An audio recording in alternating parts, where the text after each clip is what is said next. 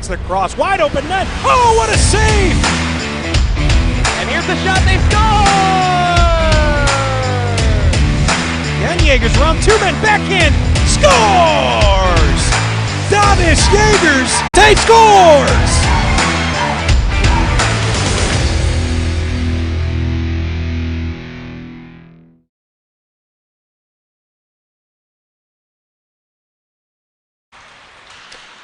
We are live from Heartland Ice Arena for the SHL Game of the Week on YouTube Live. Good evening, everybody, and welcome into tonight's broadcast where we have the second matchup of the season between Loyola Gold and the St. Viator Lions. Both teams coming off games last night with Loyola beating GBN and St. Viator falling to GBS. For more on how St. Viator will look to bounce back, we're going to send it down to the third member of our team, Lauren Whitrow, who's standing by with St. Viator coach tonight, Chris Benz. I'm here with St. Viator head coach Chris Benz. Coach, coming off a loss just last night, what did you learn in that game that you're going to apply tonight to try to get a win? Last night we learned we got to bring our own energy to the rink, finish our own opportunities, and make sure that we take care of our own defensive zone and clean up the neutral zone just so that we help our defense out and limit their team speed. Which of your players are really going to have to step up tonight to help bring the energy up and compete against a highly physical team? Really looking for our seniors and kind of our older guys to step up here. A couple would be Reed and Mueller, Gavin Wright, Tommy O'Neill. For Viator to be successful, we need those guys to be active and on the score sheet. Thanks so much, Coach. Good luck. Thank you. Guys, back to you. Thanks, Lauren. Lauren will be roaming the sidelines tonight, bringing us all the sights and sounds from below. But alongside me tonight for the call on the color broadcast, Wes Anderson. Wes, good to be here with you here tonight. Quality matchup, second matchup of the season. Loyola won 4-1 in their first matchup back in October. Obviously coming off a tough loss. What do you look for St. Viator here early in the game?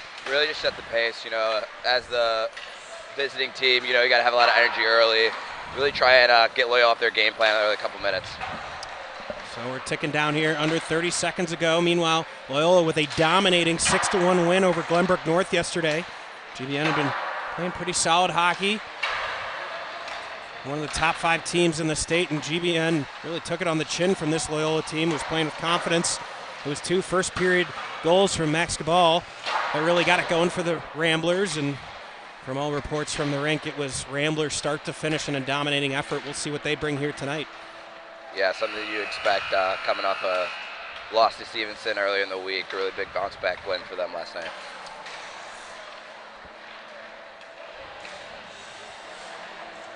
Both these teams really eyeing getting their game in shape.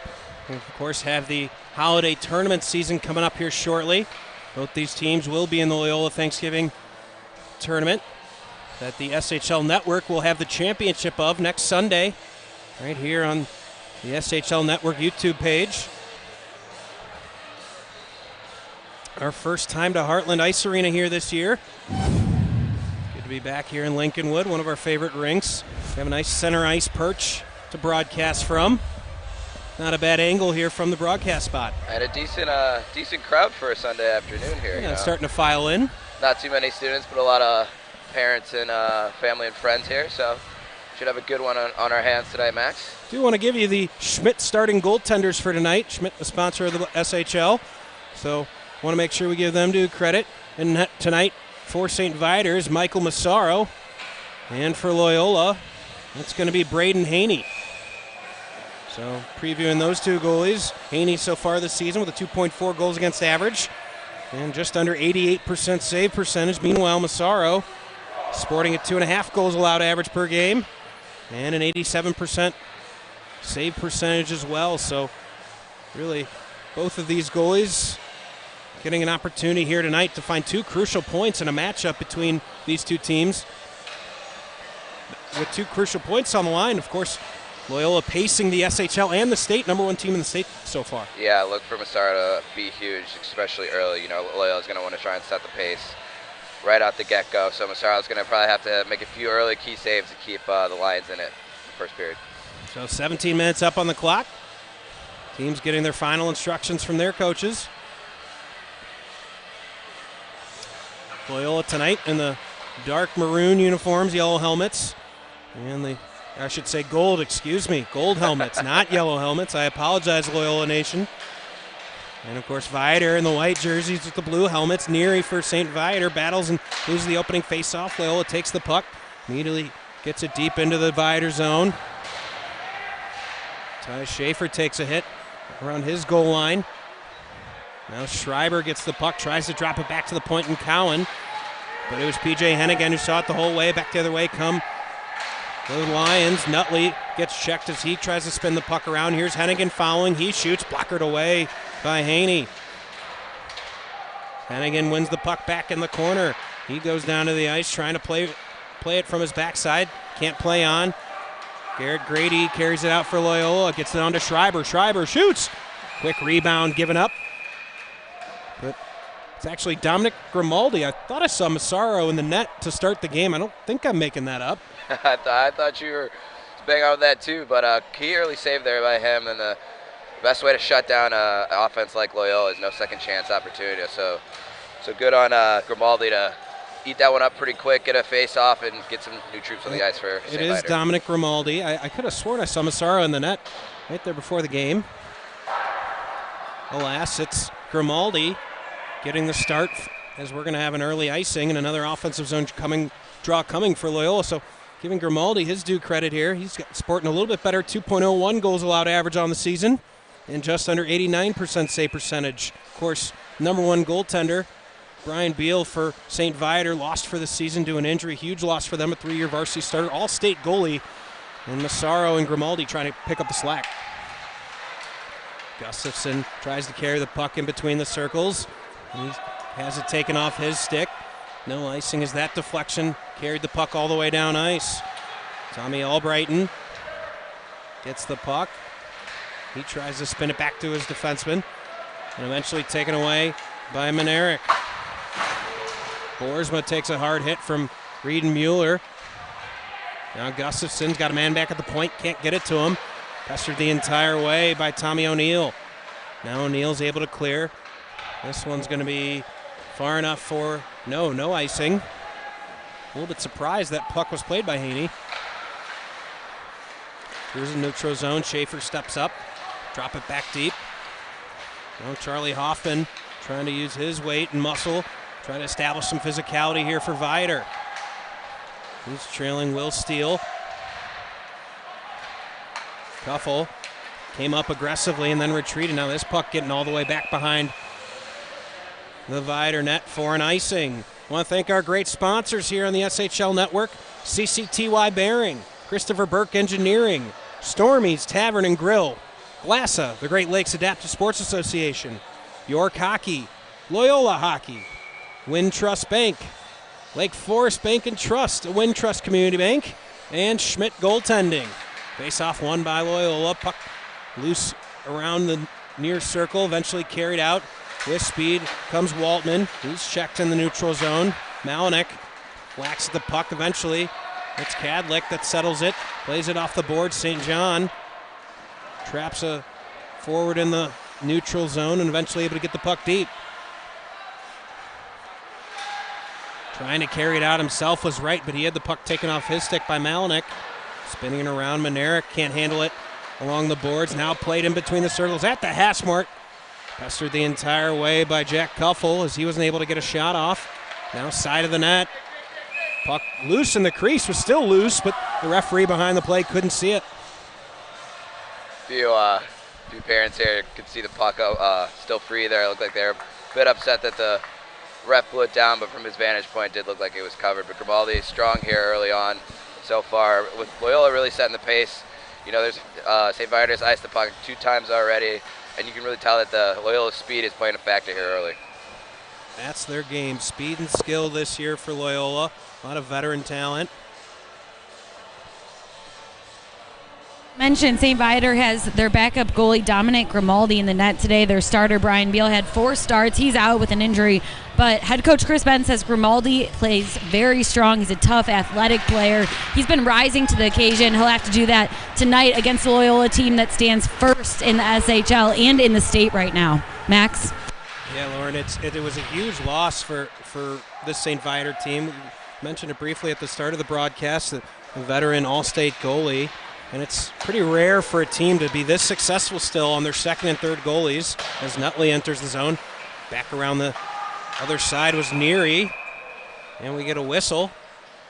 Looks like the net popped off its post. But, Wes, what a luxury to have a second and even a third goalie that you can trust. Yeah, it really talks to the depth of St. Viator. And you talk about losing Beal early. And Grimaldi and Massaro have really stepped up, scoring under 2.5 goals against average through the SHL so far, really giving their team a chance to win every night. 13:50 left here in the first period. Face-off draw to come to the left of Haney. It'll be Dylan Harrer for St. Viator. Boersma for Loyola. Boersma wins it. And getting the puck in behind's Roddy. Now scrum in the corner. Four bodies come together, fighting for the puck. Eventually comes off the half boards with it. There's Wilman Eric. Comes all the way down behind St. Viator. Again, side of the net. Alertly, Grimaldi uses his stick to steer that puck away. Again, trying to carry it out. Is kneeling this time. Turns it over. Gives Loyola a chance here in the offensive zone. O'Neill, far side boards, will try to get to the puck. Can't quite get to it, but is able to force it out. Would be icing instead. Reed Mueller plays on. Sharp move by Mueller. Puck bounces as it comes in the zone. Backhanded shot. He just kind of whacked at it with his stick. And it happened to get on net and very nearly beat Haney. Yeah, not to cut you off there. Sorry, Max. But like that shot was thrown in between the defenseman's legs. Haney didn't really see it till the last minute, but great left pad save by him.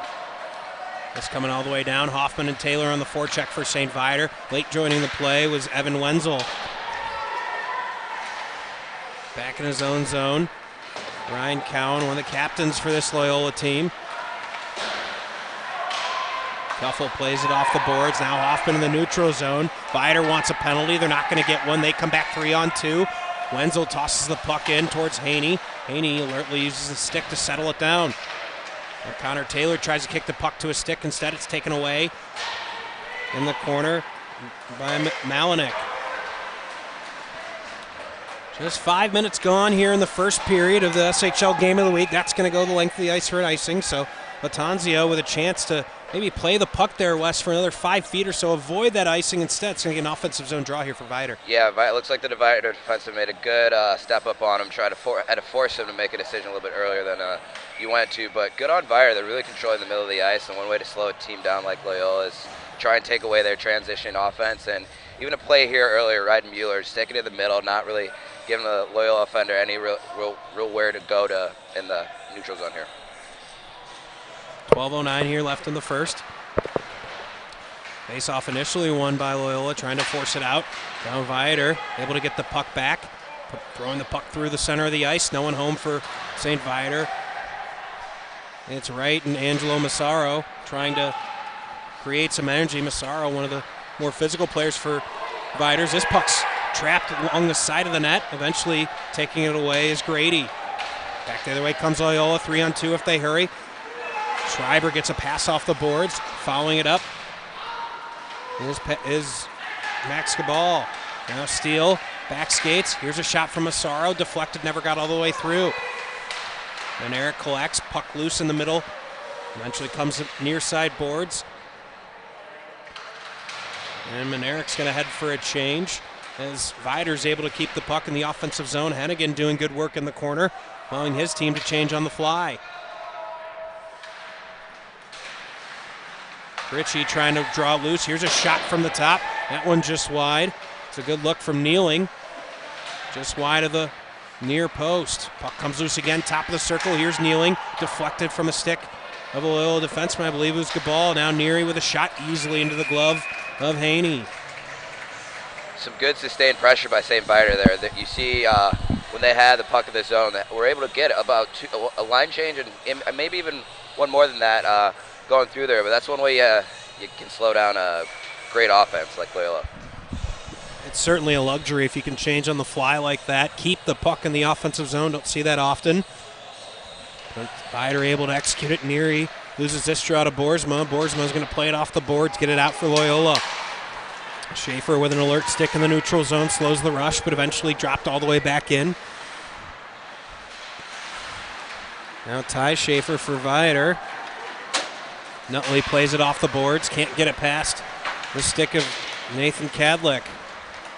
Away with it comes Boersma. He stops, tries to go cross ice. Nutley steps in front of that with his stick. Puck lane in the corner, gets it back to the point. Here's a shot deflected, but wide of the net. Steele had a good look, had the shot deflected, not on net. Now Steele's going to have to go all the way back into his zone, retrieve the puck.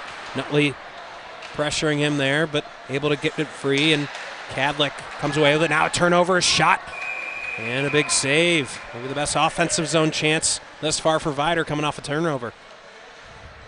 Yeah, Loyola's speed has really been neutralized by Viator here early on. Haney's came up with a few big saves so far.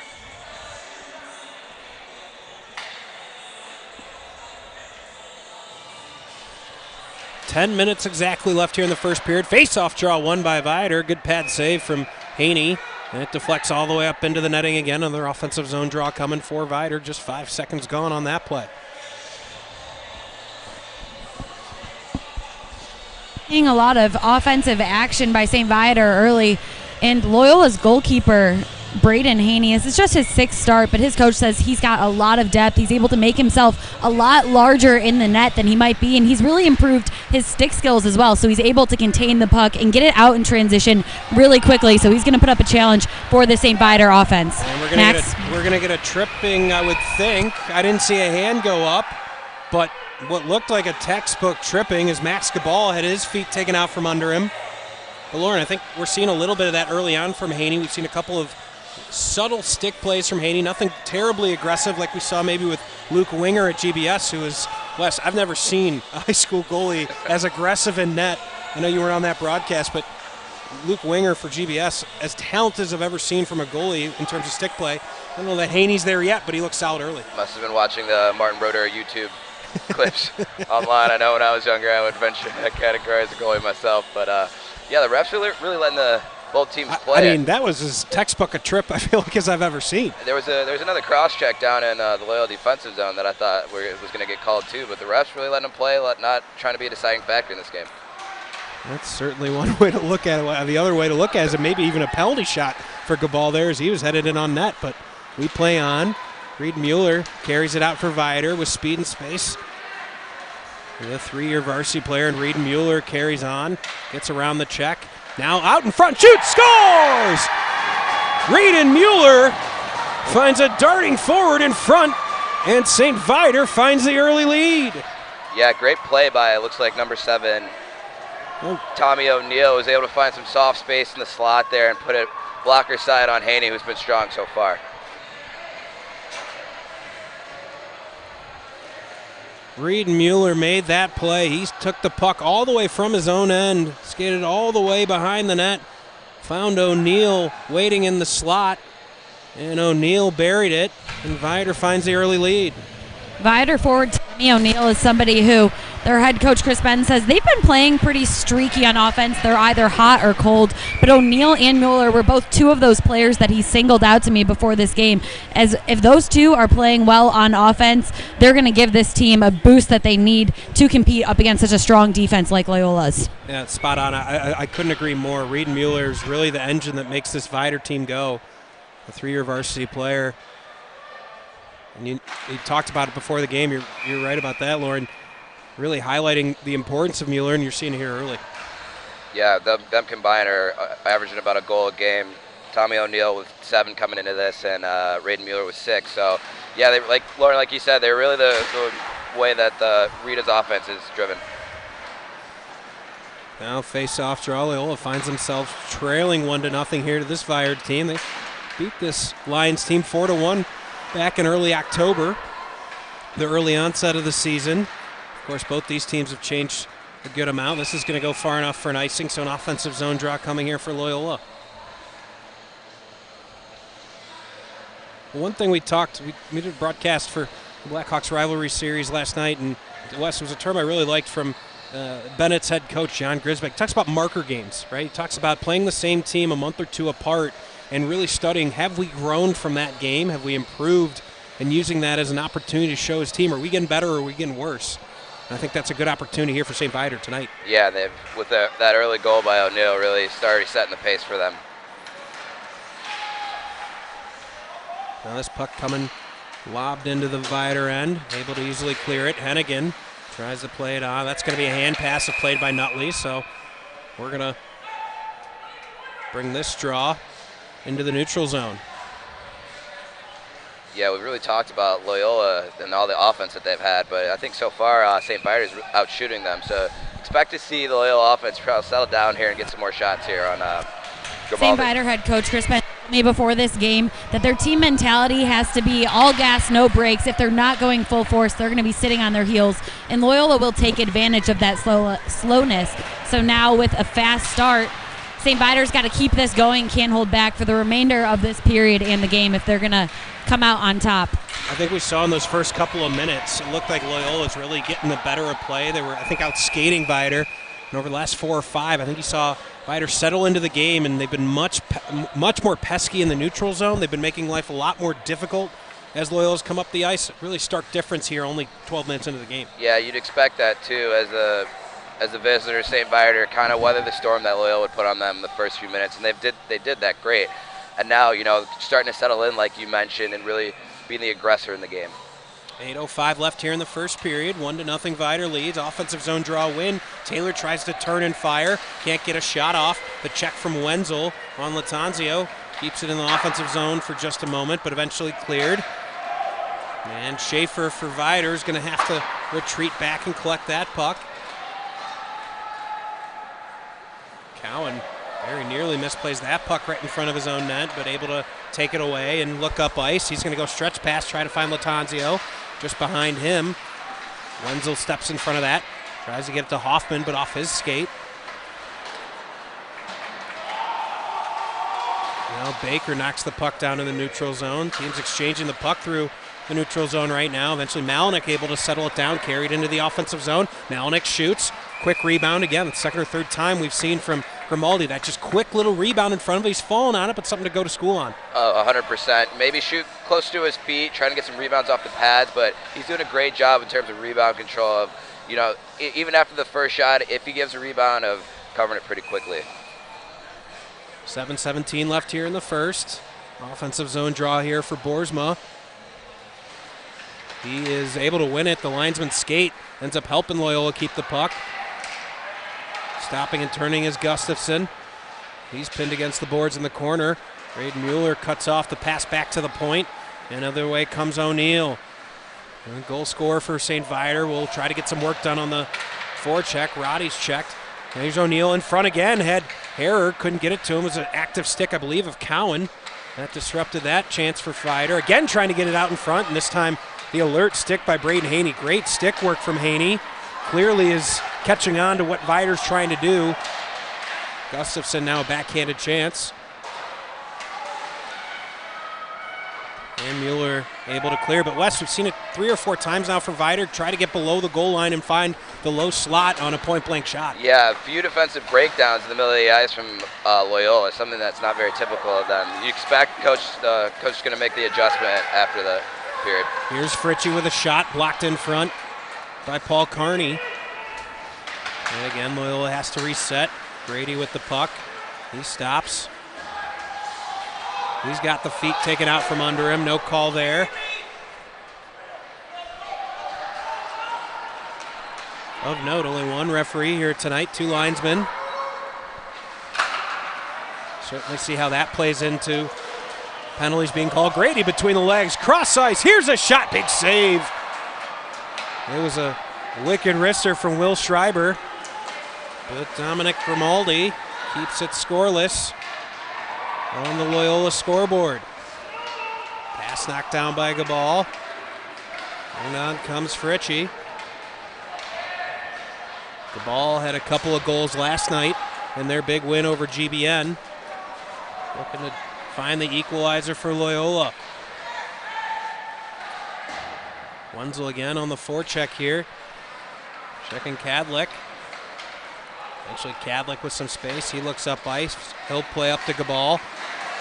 Oh, and a big hit as Wenzel delivers a blow to Gabal, but Schreiber wins the puck back. It's offsides because Gabal got absolutely unloaded on by Wenzel, and The ball's probably got a good 6 inches on Wenzel, but he put him to the ice. Yeah, right. Like we mentioned before, refs really letting him play here. It looked like that could have been boarding on from Viator's end, but Scott Cirillo wants a word with the official. He's waving him over. He'd like to talk to him. It doesn't look like the ref's going to acquiesce to that request. yeah, both coaches with their hands in the air last couple minutes on could be penalties, but we play on. Wes, I'll tell you, doing these broadcasts, though, I feel these coaches. I mean, we watch some games where we'll have 15 penalties on ticky-tack stuff, and then some blatant stuff doesn't get called. Yeah, just the inconsistency can really be frustrating. Guys, when I talked to both head coaches before this game, and I asked them what one of their strengths and weaknesses was, both teams called out their own physicality and their opponent's physicality. So they're expecting to see a lot of penalties in this game. They want their players to play aggressive but smart. So the fact that we're just starting to see this aggressiveness pick up with about 4.5 minutes remaining in the first period is a bit surprising, but we can expect to see a lot more of this as the game continues. And it really just depends how the game gets called, right? I mean, if they're going to let them play like this, I certainly think it actually plays to Loyola's advantage. We're just going to have to see how it goes. But again, game to game, the inconsistency has got to make it really tough on these coaches. Yeah, we talk about the physicality. You really saw that from Loyola the first 30 seconds of the game, getting in on the forecheck, using their body to be their aggressors, trying to create some issues in the defensive zone for St. Viator. That could have easily been a hooking on Gustafson as Schaefer tried to come up from his defensive spot, no call. Now the hot pass as this gets all the way back in deep as Lillibridge in behind. Puck comes bouncing out. Eventually it's Hennigan who's going to go cross ice. Hennigan calling for it in the middle of the ice, couldn't handle it. In his own zone by Kneeling, eventually able to get it into the offensive zone. Neary tries to center it. Hennigan slapping his stick that entire way down the ice. He wanted the puck. He felt like he had an angle. Didn't get it. We're going to get a whistle for an offsides. Yeah, you talk about Hennigan tapping his stick. I don't think number 90 Neary saw that he had a 3-on-2 opportunity. Took a shot pretty far out on Haney to our left here. 4:20 left here in the first period. 1-0 St. Viator.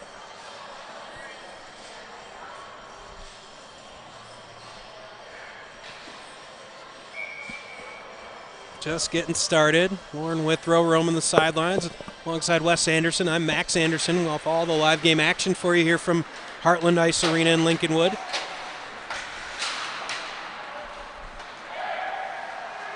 Hart back to play the puck. He takes a huge check in the corner. He gets right back up. Now Gabal tries to dig the puck out. Waiting for him there was Harrer. Wilson giving chase. Eventually Wilson going to get the puck out. Takes a weird bounce off the stanchion. Harrer benefits. Here's a 3-on-2. Harrer loses the puck off the end of his stick. And it goes right into the chest of Haney. You see Wright and Mueller put his hands up, didn't want his defenseman coming in there. Thought it could get a little rough after that whistle there. Guys just saw take the ice for Loyola is forward Mikey Baker. This is actually his first game playing hockey today for the Ramblers. Yesterday he was playing the Class A football Illinois State semifinal. Unfortunately, Loyola falling to Lockport 35-21 in that one, but Baker was the starting kicker for the Ramblers and now is back on the ice for the remainder of the season. And talk about a turnaround for a guy like Baker. You go from playing football, and here we're going to get our first penalty of the game. We're going to go for the first penalty of the game. It's going to be an advantage here for St. Viator coming up. And I believe it was Malinek going to be the guilty party. But let's talk about a guy that was kicking, right? I mean, nothing wrong with it, right? Important position, and he's a physical kid. But that training is totally different from what you do on the ice. Yeah, and to say that, you know, you got to have a short memory, and you talk about the emotion of losing a state finals game like that. And kid's got a short memory. He's out here doing his best to help his team win. So now on the power play here for St. Viator, a decent 18% on the power play, decent number here in high school hockey. Meanwhile, Loyola kind of struggling on the penalty kill, only an 80% penalty kill percentage. Sure, they would like to see that number be higher, draw a win for St. Viator, but can't keep the puck in the zone.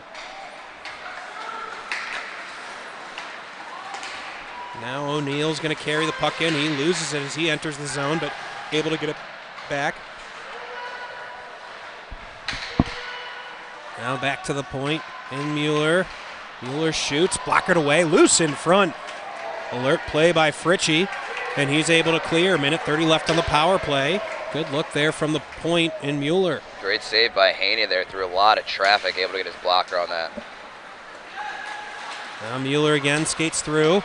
Mueller tries to go around one defender. Holds the puck, has Wilson back at the point. Gets it back, again back to Wilson up top. Puck rolls off his stick. Now loose in the slot. And swiped away. Here's O'Neill.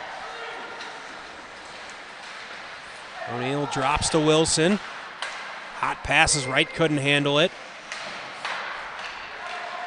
Coming away with it, cross ice O'Neill, he can't handle it, so St. Viator just 6 or 12 inches off on a couple of straight passes here, not able to set up, and it'll be cleared by Lilliebridge. Yeah, you can really see the emphasis of trying to get a screen in front of Haney down here. You see Jack Cuffle fighting for position in front of the net.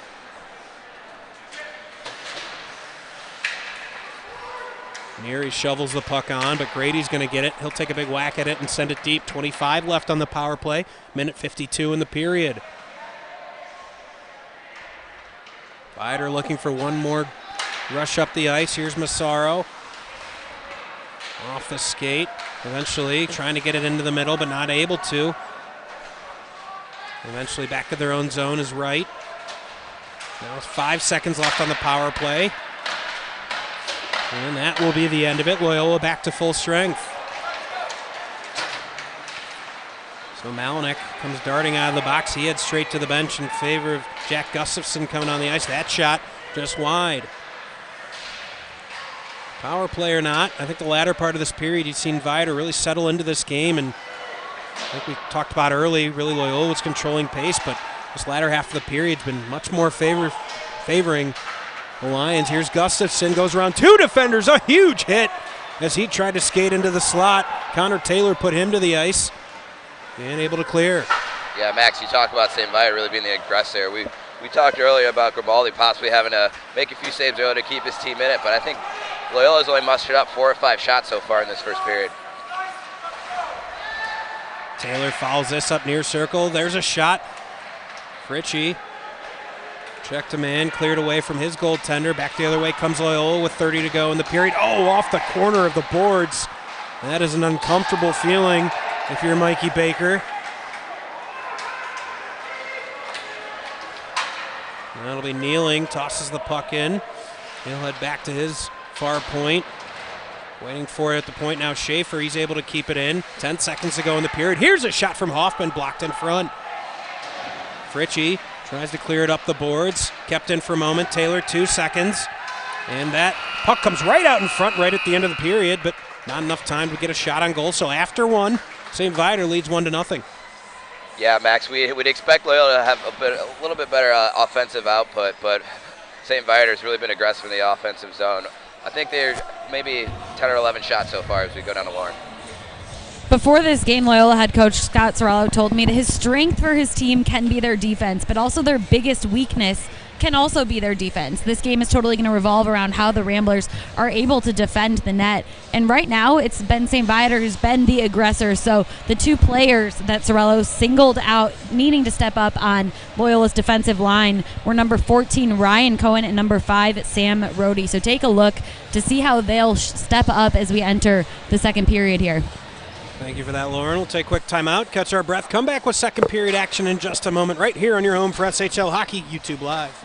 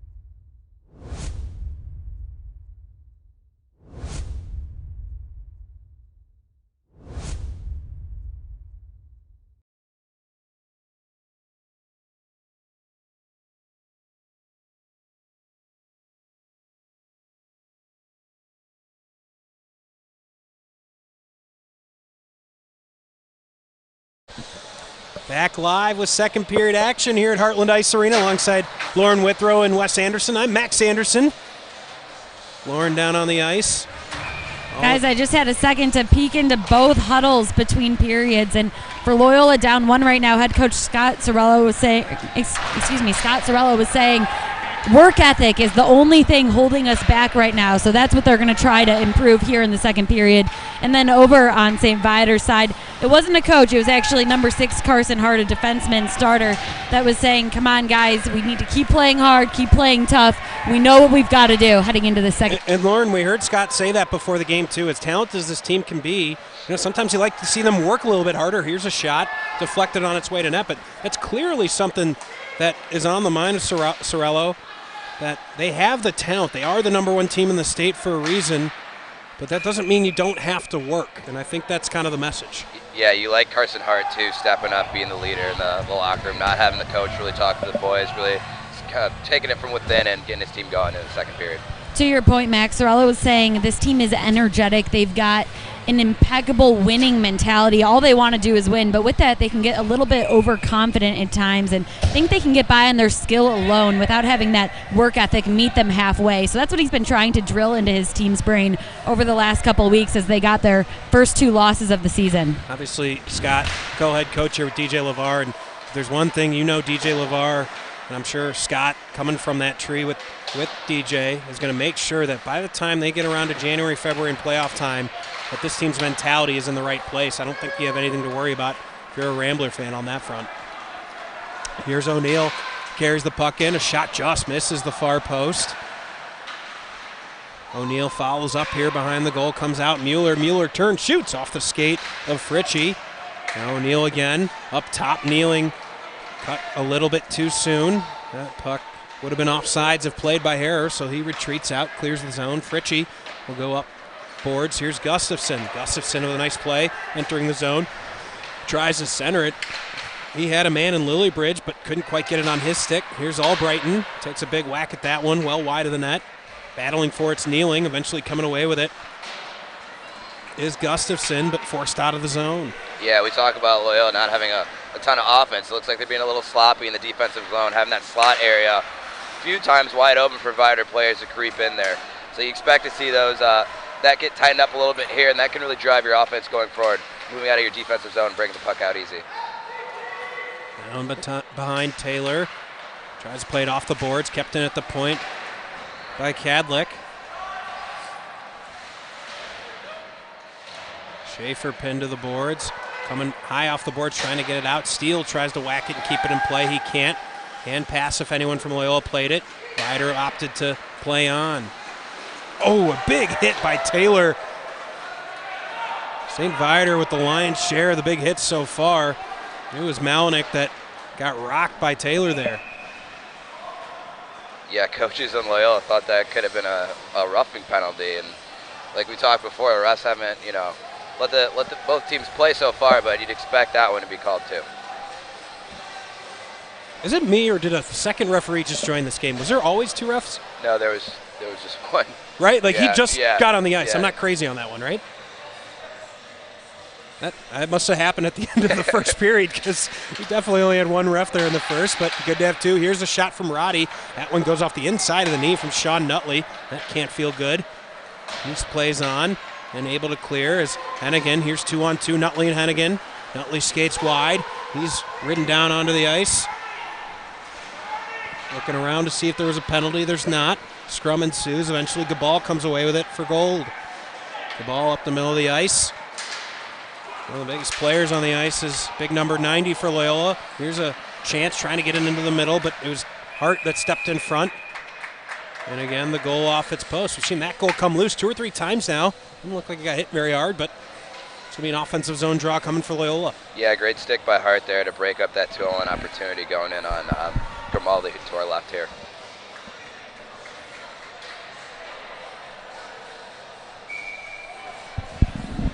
$13:53 left here in the second. 1-0 Viator. A first period goal from Tommy O'Neill.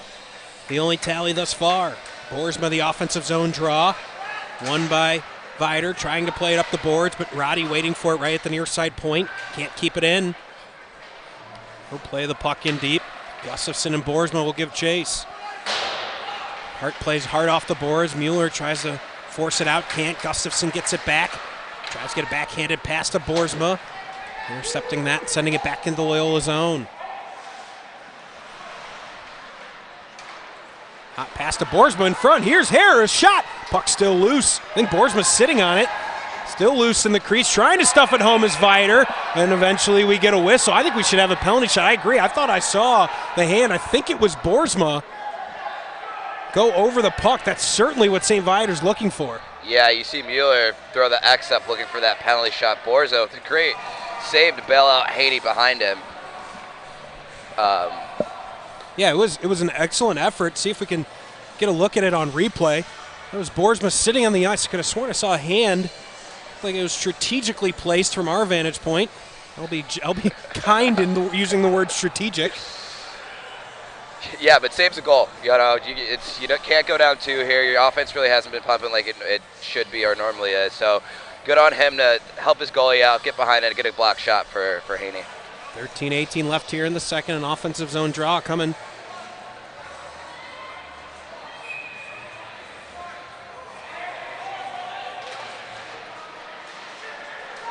And one by Loyola. Here's Albrighton. Just missing the stick of Gustafson. So a battle behind the net with Grimaldi. Trying to clear it, but kept in along near side boards. A little bit blocked right now from that part of the ice. The Loyola students standing up in front. Eventually we get a whistle. Guessing just the puck stopped there in the corner. Tough to see from our vantage point. We talked about how there's only family and friends here at the start of the game, and now a good amount of Loyola students seem to have showed up for this big afternoon till here on the Sunday. Yeah, football team done. Now it's time to shift some of the student support attention here to their #1 hockey team. #1 in the SHL, #1 in the state of Illinois. This is certainly a Loyola Rambler team that has eyes for a state championship here this year. Yeah, and what you expect from a team like Loyola Go, they're usually in the mix up at the top of the standings now and at the end of the season. Tie up on the face-off, eventually coming away with Malnick. Malnick shoots, another block shot by Hart. A 4th or 5th block shot from Viator. Certainly a key when you're playing a team as offensively talented. Here's Nutley 2-on-1, he shoots. Blocker to side by Haney. And that puck hits the netting. I think we're going to come outside in the neutral zone for this face-off draw. No, it's going to stay in the offensive zone. Thought that went off Nutley. It's going to be an offensive zone draw for St. Viator. Yeah, good block shot by Viator there, really starting their transition offense going the other way. Nutley uses force. The linesman takes a tumble. A few cheers from the stands for that one. They haven't been thrilled. Both sides have had some beef with both officials. Yeah, the couple hundred refs in the stands, right? Is what people no doubt about say. that. 12:26 left here in the second. And we'll shift into the Viator zone for an offensive zone draw for Loyola. Yeah, look for them to set something up as Grady, #9, takes the face-off here. He's been really using his stick handling ability to get free in the neutral zone and offensive zone.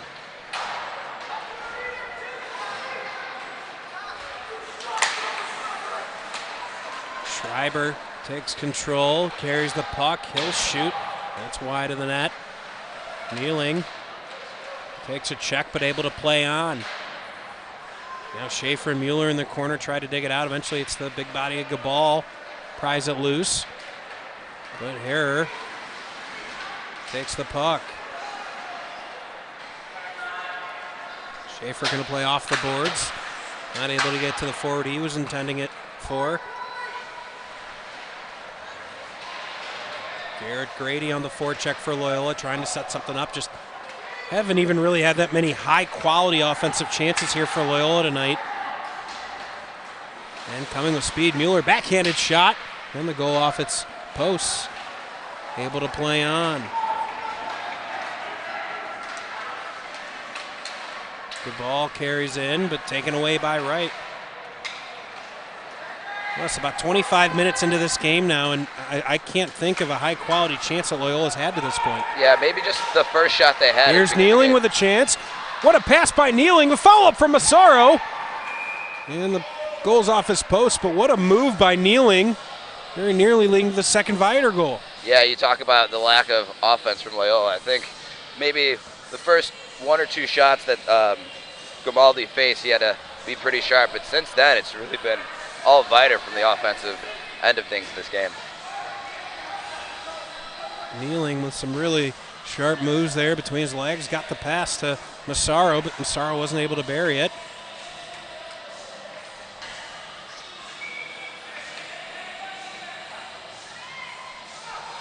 The Viator bench wanted a penalty there on that last scrum. Thought Massaro might have been cross-checked right in front of the net.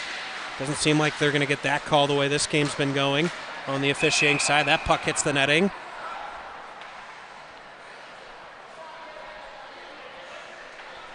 So 10:57 left here in the second. Still 1-0 St. Viator.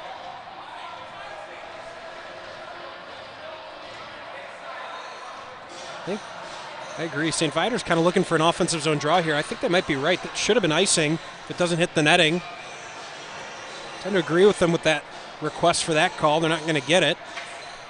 Yeah, it looks like the refs are a little confused on where that puck should be dropped. But I think it certainly would have been icing had it not hit the netting, and it was in their own zone.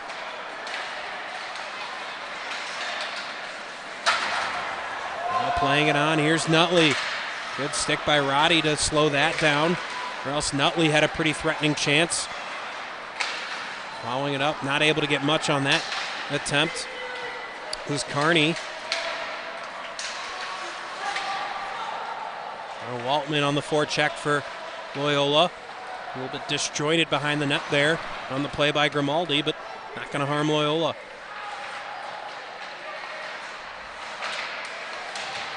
And again tries to scoop out, now side of the net, carrying it, shooting it, following it, but not able to get it past Grimaldi was Malnick. Yeah, Grimaldi really holding that post, not giving the Loyola offender any really good shot to get a good puck in the net. But like you said, that was probably the Loyola's first good scoring opportunity they've had so far in this game. Face-off draw to come to the left to Grimaldi. It's Hare and Boersma. Boersma wins it. Big hit by Wilson, forces Gustafson off the puck and cleared. And I believe that's going to go the length of the ice for an icing. I want to thank our great sponsors here on the SHL Network: CCTY Bearing, Christopher Burke Engineering, Stormy's Tavern and Grill, Glassa, the Great Lakes Adaptive Sports Association, York Hockey, Loyola Hockey, Wintrust Bank, Lake Forest Bank and Trust, Wintrust Community Bank, and Schmidt Goaltending. This broadcast, of course, sponsored by Schmidt Goaltending. Visit schmidtgoaltending.com and get 25% off your first lesson. Just tell them the SHL Network sent you. Here's Raiden Mueller. Mueller carries, backhanded shot, big save, Braden Haney. Great little stick work by Mueller there to put in the T-zone of the defender, and then an equally better glove save by Haney. Braden Mueller showing off the moves, been the best player on the ice so far here tonight. All over the place. He plays on the power play, plays on the penalty kill. Obviously set up that first goal for Viator. Very nearly had one of his own there. Yeah, and if you're going to beat a team like Loyola, you need your best players like Mueller to step up, and he has so far in this game. 9:50 left here in the second. Offensive zone draw, Viator. Hare goes right for it.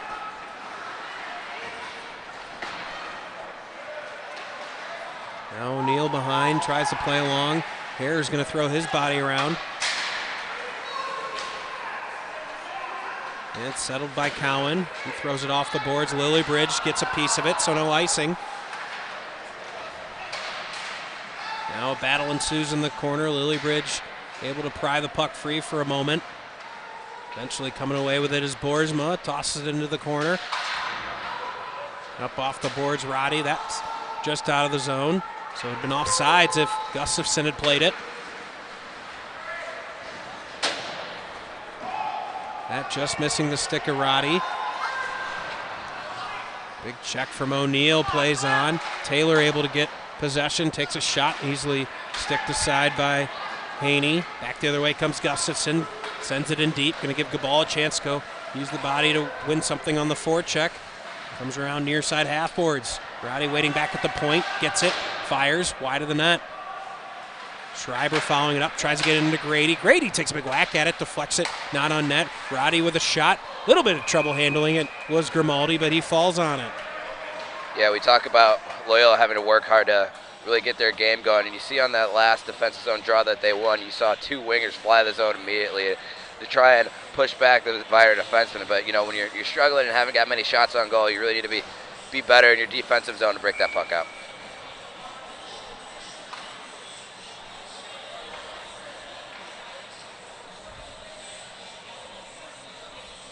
Face off to the left here. Grimaldi won by Loyola. The ball had a couple of options. Opt to hold it and take it below the goal line. It's on to Grady, now behind. Good block shot, or block pass, I should say, by Wright, not letting it in front. Now Schreiber back door. Very nearly had a chance. But it's Grimaldi that keeps it out. Yeah, we talked about Haney. Good stick were in front of his crease, and you see Grimaldi there using his stick to not let that pass go through the crease back door.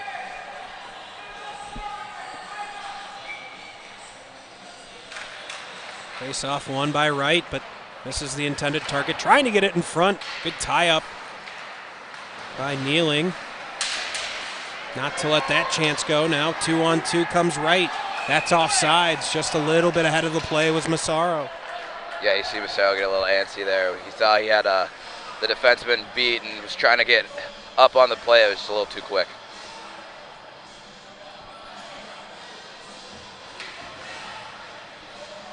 Neutral zone face off. Ryder going to make a little bit of a late change here. Now Loyola going to change right back. See, right now on the side, Loyola Samarati is trying to loosen something up. Battling some minor injury. Doesn't look to be too serious. Just trying to stay loose. And they're behind the Loyola bench.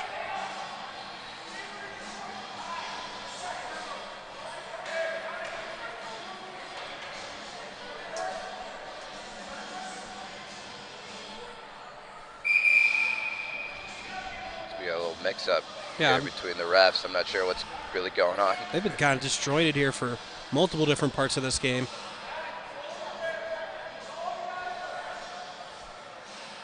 I think that's the ref that came in late, too. Is just absolutely coming hot here. Yeah, you talk about making some adjustments at intermission. You rarely think it has to deal with the refs. Now Lillybridge. No idea why that wasn't icing. Terrible call by the linesman. St. Viator bench can't believe it. Doesn't hurt him. Reed and Mueller's able to carry in. Looked like a pretty textbook icing, Wes. They didn't get the call. Here's a shot looking for a deflection here. It deflects it wide. Yeah, maybe he'll play devil's advocate. Maybe he thought the Viator defenseman might have touched it. Not really sure what he saw, though. Now here's side of the net. Boersma looking to get it across in Lillybridge, but another good deflection from Viator. We've seen very solid in front of their net.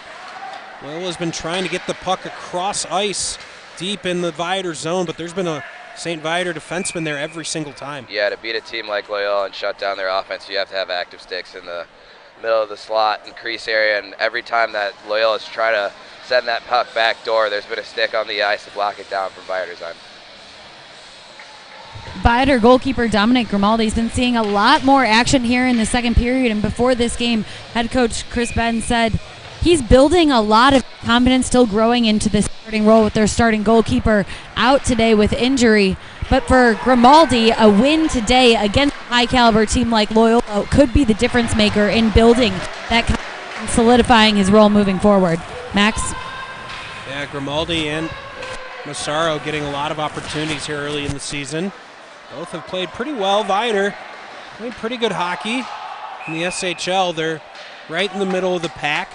I think they certainly feel as though by the time we get to playoffs, West, that they can certainly be a factor, and it's going to be important to figure out who in net ends up being that number one down the stretch. Yeah, it's always tough when you lose your number one, but Grimaldi and Massaro have really stepped up. Grimaldi scoring just above a 2 goals against average per game, which is really helping his team, especially now, be successful. Under 7 minutes left here in the second. Clock not running.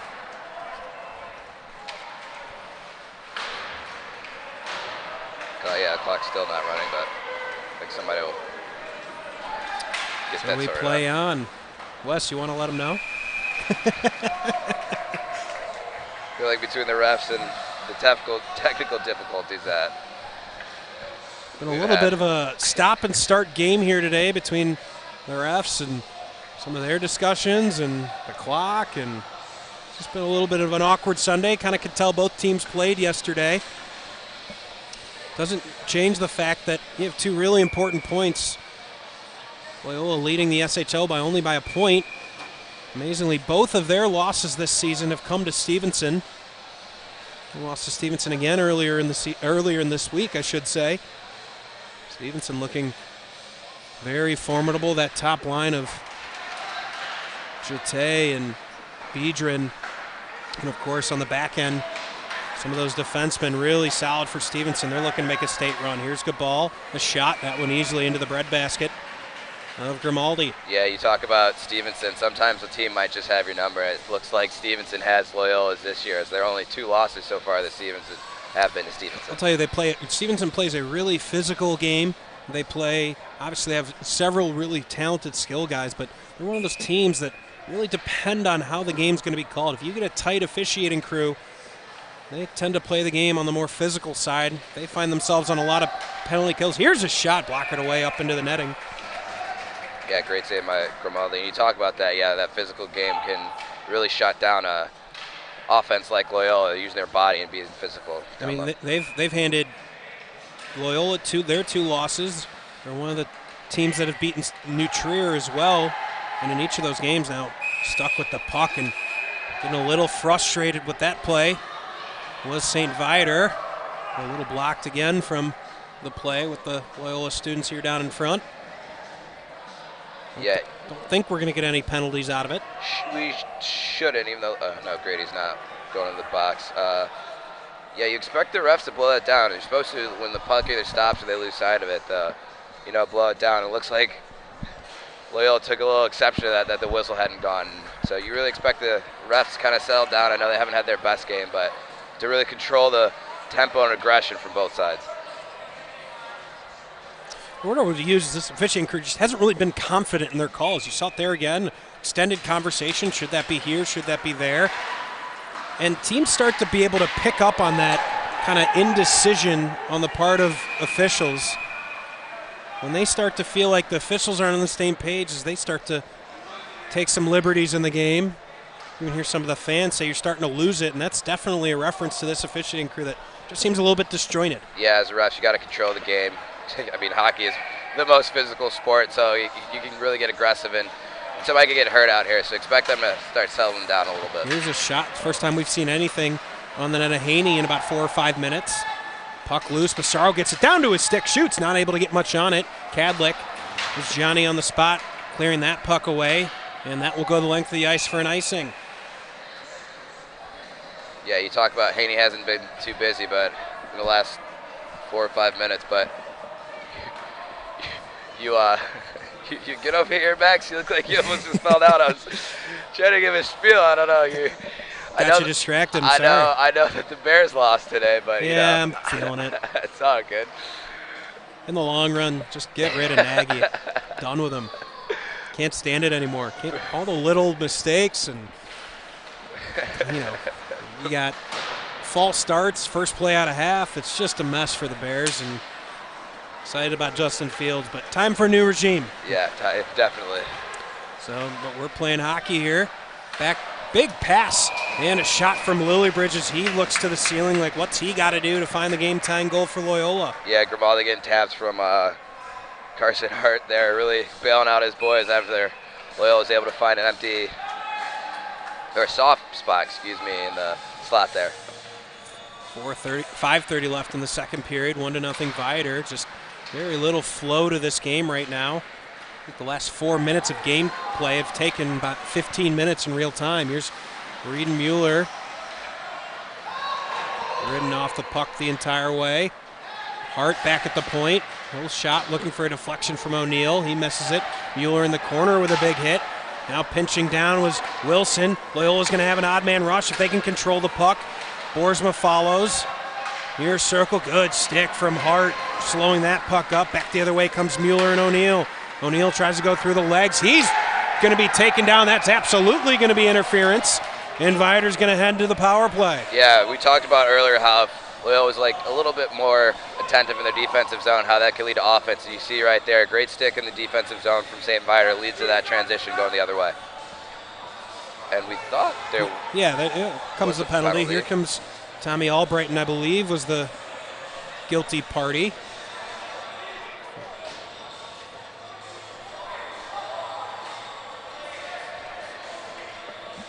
Seemed pretty cut and dry. Not really sure why this would take much conversation. Now there's a discussion about who is going to go to the box. Viator wanted it to be Ryan Cowan. He's one of their best defensemen. That would certainly hurt Loyola. Yeah, Coach Farley from St. Viator is getting pretty red over there, too. And it's going to be Nathan Kadlick, who's the guilty party, and headed to the box for Loyola.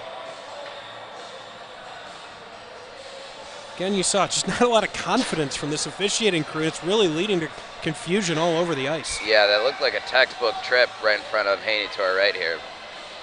Face-off draw Loyola. They can't win it. Massaro gets it. Drops it down to Neatley. His pass intercepted by Malinik and cleared. 4:40 to go here in the second. And a 2-minute power play here for St. Viator. Massaro carries the puck all the way in, turns. He's got a man cross ice. Instead drops it to Neatley. Neatley pestered the entire time by Albrighton, and he's able to clear. Yeah, Loyola very aggressive on this penalty kill, hoping that they can kill this off, spark some energy for the bench, get their offense going. Not enough movement here for St. Viator early on this power play. Saw guys kind of slowly carrying the puck, shrinking the ice. Need to get it moving again, turn it over right as they get into the zone. And talk about an 18% power play for St. Viator, 10 of 55 on the season. That's I'd say a decent number at the high school level, about average. Yeah, with an aggressive penalty kill like this, you'd expect Viator to move the puck, try and create some odd man opportunities down in the zone. We talked about it a few minutes ago. Just around 80% is Loyola, which is certainly a number, like we said, they'd like to get up. Here's Wilson, top of the circle. He looks, instead drops down to Harrer. Harrer's checked by Cowan. Now pinned against the boards, trying to get it free. It was Kuffel. Back to the point, O'Neill. O'Neill's got a rolling puck. Settles it. Mueller, cross ice. Harrer with a shot blocked by Cowan. Harrer fires wide. Back of the point, Mueller. Again, a rolling puck. We're getting to the end of the second period here. A lot of choppy ice, a lot of rolling pucks. Wilson, top of the circle. Cross ice, winding up Mueller. Doesn't get much on that slap shot. Now 4 seconds left in the power play. O'Neill pinned against the boards. That's the end of it as Kadlick comes out of the box. He darts for the bench. And that's an icing right off the penalty.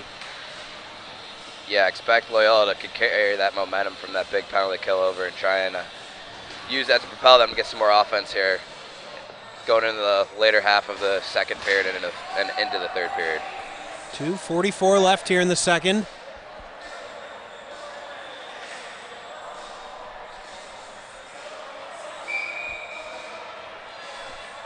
Offensive zone draw for Viator.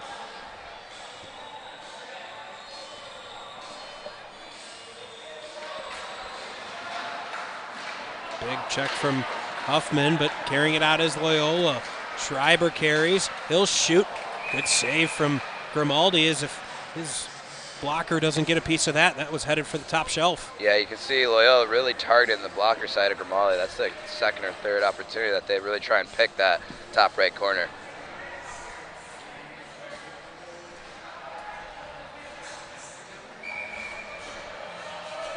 Now a draw to come to the right of Grimaldi. Grady can't win it, and cleared by Viator. Massaro at center ice will send it deep. Playing his Albrighton. The ball with a kick to Grady's stick. Instead, have to settle it back in their own zone. Fritchie plays on Schreiber. And Eric steps in front of that one. Here's Massaro, shot blocked by Albrighton. Now Gabal, he takes a check but gets the puck in deep. Schreiber going to try to get the puck from Schaefer. Schaefer able to carry it out. Massaro at the end of a shift. He'll go get a change. Manerick in the corner, he's checked.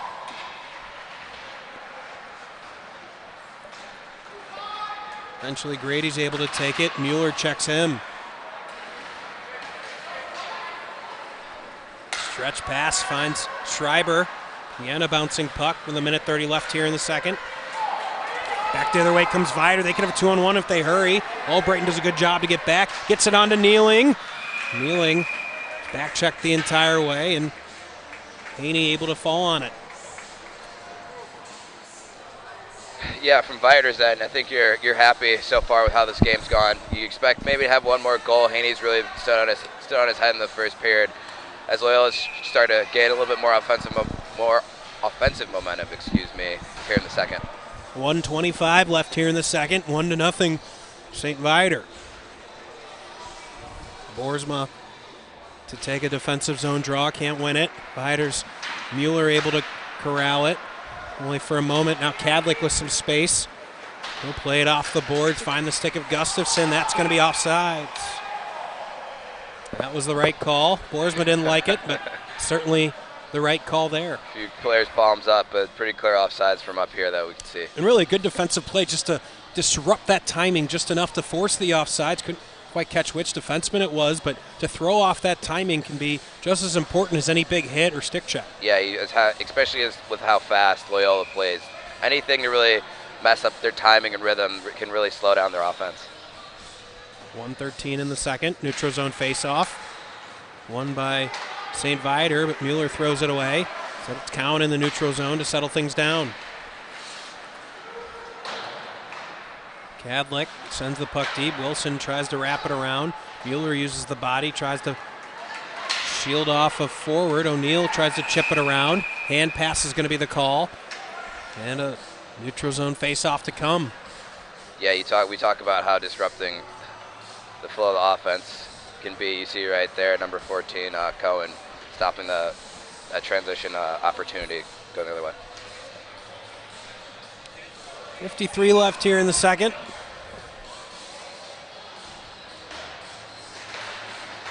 Plus, this game through 2 periods might have the record for this broadcast crew of faceoffs. It's just been very little flow to this game, and I think if you're St. Viator, that probably plays to their advantage. I think the more wide open the game probably benefits Loyola, as we'll have another icing and another draw. Yeah, I agree with you. When you can't really get in the flow of the game, especially from an offensive standpoint, you can't get your sets in that transition offense that they like to get. It really slows down this high-powered offense of Loyola. Both these teams playing intense SHL games. Obviously, Loyola's pulled away in the third period against GBN, but kind of tell both teams are on the second day of a back-to-back. Just not nearly as crisp as I think we're used to seeing either of these teams play. And to this point, it's St. Viator with the 1-goal lead. Schreiber loses the puck. Not able to drag the skate long enough was Nutley. Neary. So a neutral zone draw to come. Yeah, it looks like Coach Fry over there for St. Viator was a little upset that got blown down, but again, another good offsides call by the officials here. I know we've been on their case a little bit, but starting to settle in like we thought they would. My beef with the officiating crew hasn't been necessarily calls. It's just been kind of the organization, right? We've had too many discussions on what have been pretty obvious calls, and you had penalties called where you have teams lobbying for one team's player to go to the box and they get upset. It's just been kind of disjointed. Here's O'Neill, top of the circle, looking for some space. Trying to find backdoor. Here's a shot from Mueller. Fires it over the crossbar. 4 seconds left. And Loyola's going to be able to clear at the end of the period. And so after 2 periods, St. Viator with the only goal coming in the first period. It's a 1-0 St. Viator lead. Yeah, if you're St. Viator going in the intermission here, you're happy, but you expect to have maybe one more goal. Both goalies have been playing well, but Loyola's offense really hasn't been clicking like we expect them to. So we're going to take a timeout, let the ice get cleaned. Stay tuned. Third period action coming here shortly, right here on the home for SHL Hockey, YouTube Live.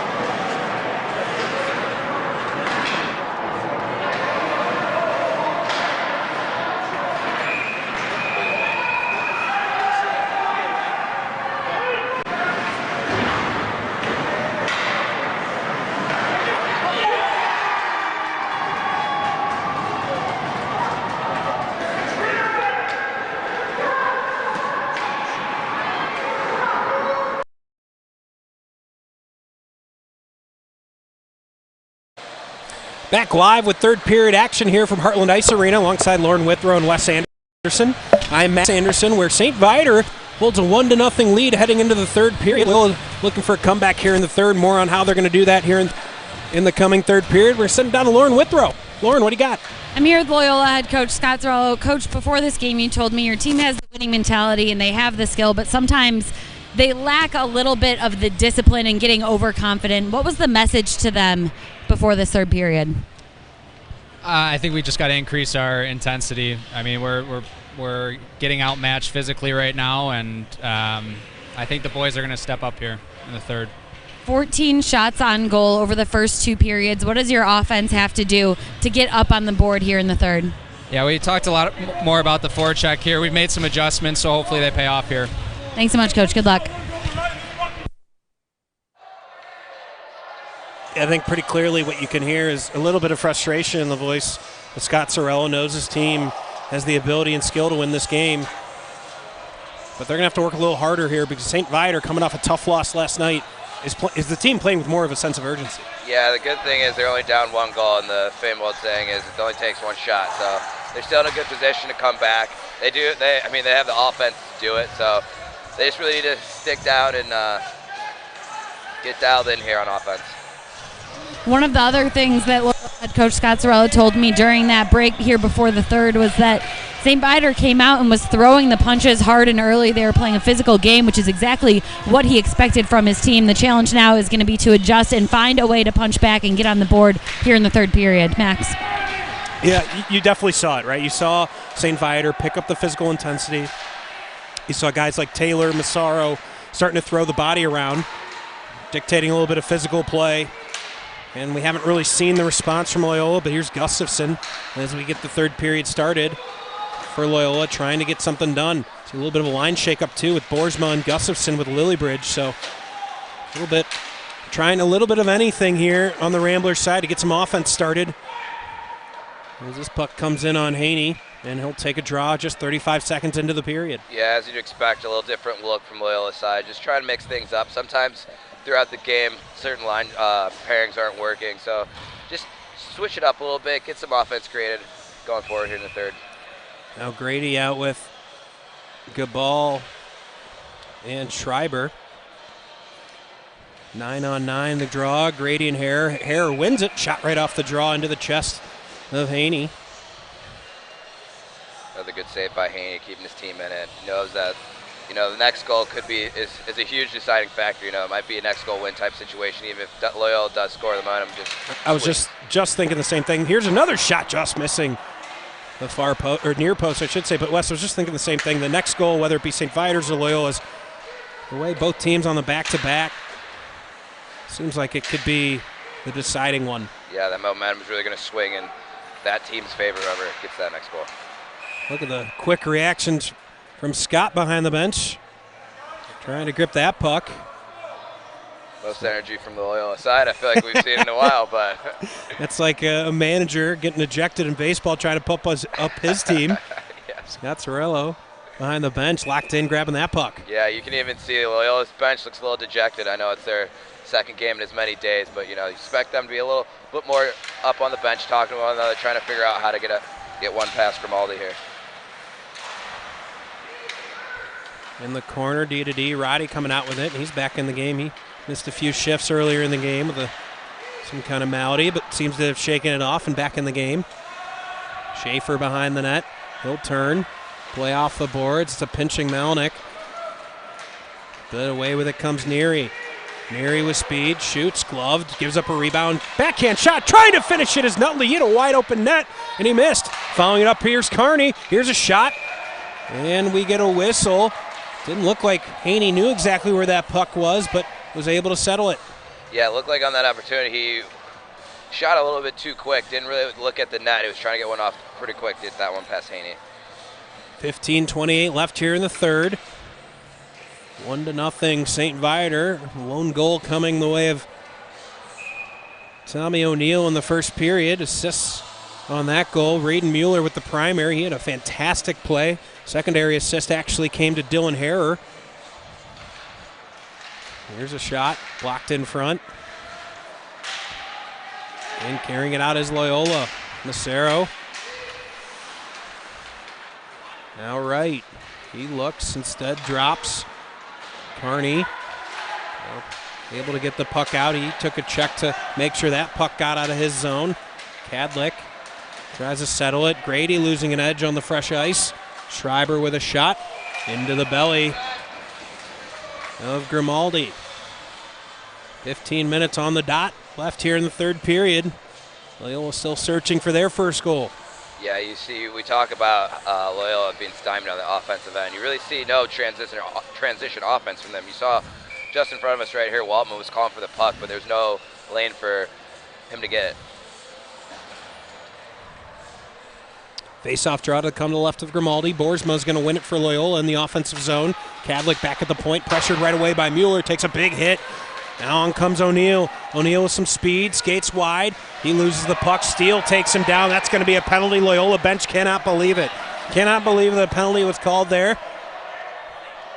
But it's going to be an advantage coming for Viator. Yeah, I know the Loyola fans aren't too happy about that, but that looked like a classic hole. You take your stick or your hand off your stick, that's going to get called every time. So Will Steele, the guilty party for Loyola. And with 14:47 left here in third period, huge opportunity here for St. Viator to double the lead. Yeah, I know there's still 14 minutes left, but if Viator could score on this power play, that'd be huge. Here's Mueller, cross ice. Wilson, now backdoor O'Neill has to settle it. Oh, a deflection off the outside of the post from Harrer. I think it might have even been his skate that did the deflection. Here's Mueller looking for a deflection in front, shoots, but it's going to be cleared by Loyola. Mueller grabs the puck, settles it into the neutral zone. Dylan Harrer had a wide open net, just wasn't able to get his stick to direct the puck. Here's O'Neill. He'll shoot, fought off by Haney. It was a great shot by O'Neill. Sharp angle shot below the goal line. Caused Haney a little trouble. Back to the point now, Mueller. Bounces off his stick. He'll just play it in deep. Bounces out in front, trying to bury it. Was Kuffel. Kuffel in front, trying to establish a net front presence. Now Wilson. Wilson cross ice O'Neill. Back up top Mueller. He'll shoot. Pad save Haney. O'Neill pestered the entire way and forced out by Cowan with 1:05 left here on the power play for St. Viator. Yeah, we saw on the first power play, St. Viator was really trying to get a good net front presence, and now it looks like they got a little bit more offensive, moving the puck up top. Mueller with speed. It's Lillibridge that steps in. Puck deflects into the benches and neutral zone face-off to come. Yeah, need to give you a little breather there. There was a lot of action that was going on. A few good chances by St. Viator down to our left here, really moving the puck pretty quick, trying to get that second goal. 13:39 here in the third. Not sure what the ref just... Linesman doing a little bit of... doing a bag skate. Not sure what exactly he was doing. Again, it hasn't been like poorly officiated game. It's just been a weird game. You had a ref come in late in the second period. You've kind of discoordination all over the ice. It's the Sunday before Thanksgiving, so I think a lot of people are thinking about that turkey they're going to have this It's got to be it, because it's just been a weird game. You don't see Loyola get shut out very often, but through almost two and a half periods here, they've yet to get on the scoreboard. Now Wright back at the point. Cross to Massaro. Massaro shoots, and Haney gloves it, going post to post. Yeah, tricky save there. The famous old knuckle puck came in. Looked like that dipped at the last second, but good on Haney to really see that all the way into his glove and freeze that down to get some... and not just that, you certainly saw Haney get his whole body in front of it. You mentioned the knuckle puck. He gloved it, but wanted to make sure, in case that took any kind of weird hopper angle, that his body was there to back it up. Yeah, it doesn't. Those don't really come in like a normal saucer shot does, so you got to be extra careful when you see that kind of fluttering and coming in at you. Haney keeping his team in the game. 15 seconds left on the power play. Schreiber going to carry it out, and he's going to be tripped through the neutral zone. And Loyola really getting frustrated with the lack of calls going against St. Viator. At this point in the game, 3 penalties against Loyola. None against St. Viator as the power play for the Lions comes to an end. Back to full strength is Loyola. Schaefer in the neutral zone fires the puck in deep. Roddy will ride it out along the boards. Stepping into this one is Neatley. And it hits the ceiling. So we're going to have a neutral zone draw. Yeah, it looked like that last one could have been a trip or a hold on Viator. It looked like they got away with one there. And like you said, Loyola hasn't been on the power play yet so far in this game. Expect them, if they can, later in this period, if they get on the power play, really use that their advantage and kind of get their offense going through that. Grady and Hare again. Hare wins this one. Kneeling fires the puck rink wide. This is Mueller. Schaefer at center ice sends the puck in deep. And it's offsides. Not sure why that would be called offsides if Loyola had it in their defensive zone with possession of the puck, but looks like the puck's coming. Not sure where this face-off draw. Everybody kind of looking at each other again. Yeah, it comes to center ice when the refs realize they made the wrong call, so I think that's what's going on here. Good call, Wes. Here's another center ice shot down on Haney. He'll play on. Roddy high off the boards, able to get it out of his zone. Schaefer content just to chip it right back in. Played high off the glass, kept in by Kneeling. Now cross ice Mueller with some space. Cowan pressures him quickly, steers off the puck. Grady plays up Schreiber on the board. Schreiber with some speed and space. He carries. That's going to be offsides. No call. Felt like it should have been. Didn't get called. Back the other way comes Schaefer. Easily patted aside. Now sharp angle Mueller. And into the basket of Haney. Yeah, we saw another knuckle puck come in on Haney from center ice here. And with the weather a little bit warm, that humidity can really affect the way the ice is. It gets a little bit more choppy with more humidity is. So something to take note of going forward. We certainly saw it in the second period. A ton of rolling pucks on their edge. Really started to cause problems there at the end of the second period for both teams. Wilson able to settle this at the point. Looking for a deflection from right. Goes through his legs. Now Hannigan. Neary able to take it away. Here's Neary, top circle. His shot blocked by Roddy. Missing Hennigan around the boards. Instead, forced out by Malinek.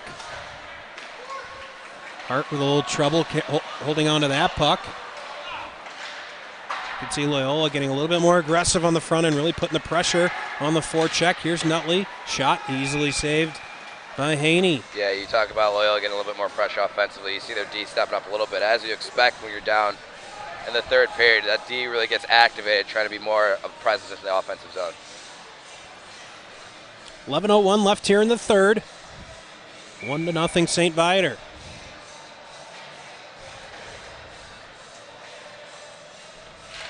Draw one by right. Massaro against the half boards, gets it back, trying to go into the slot.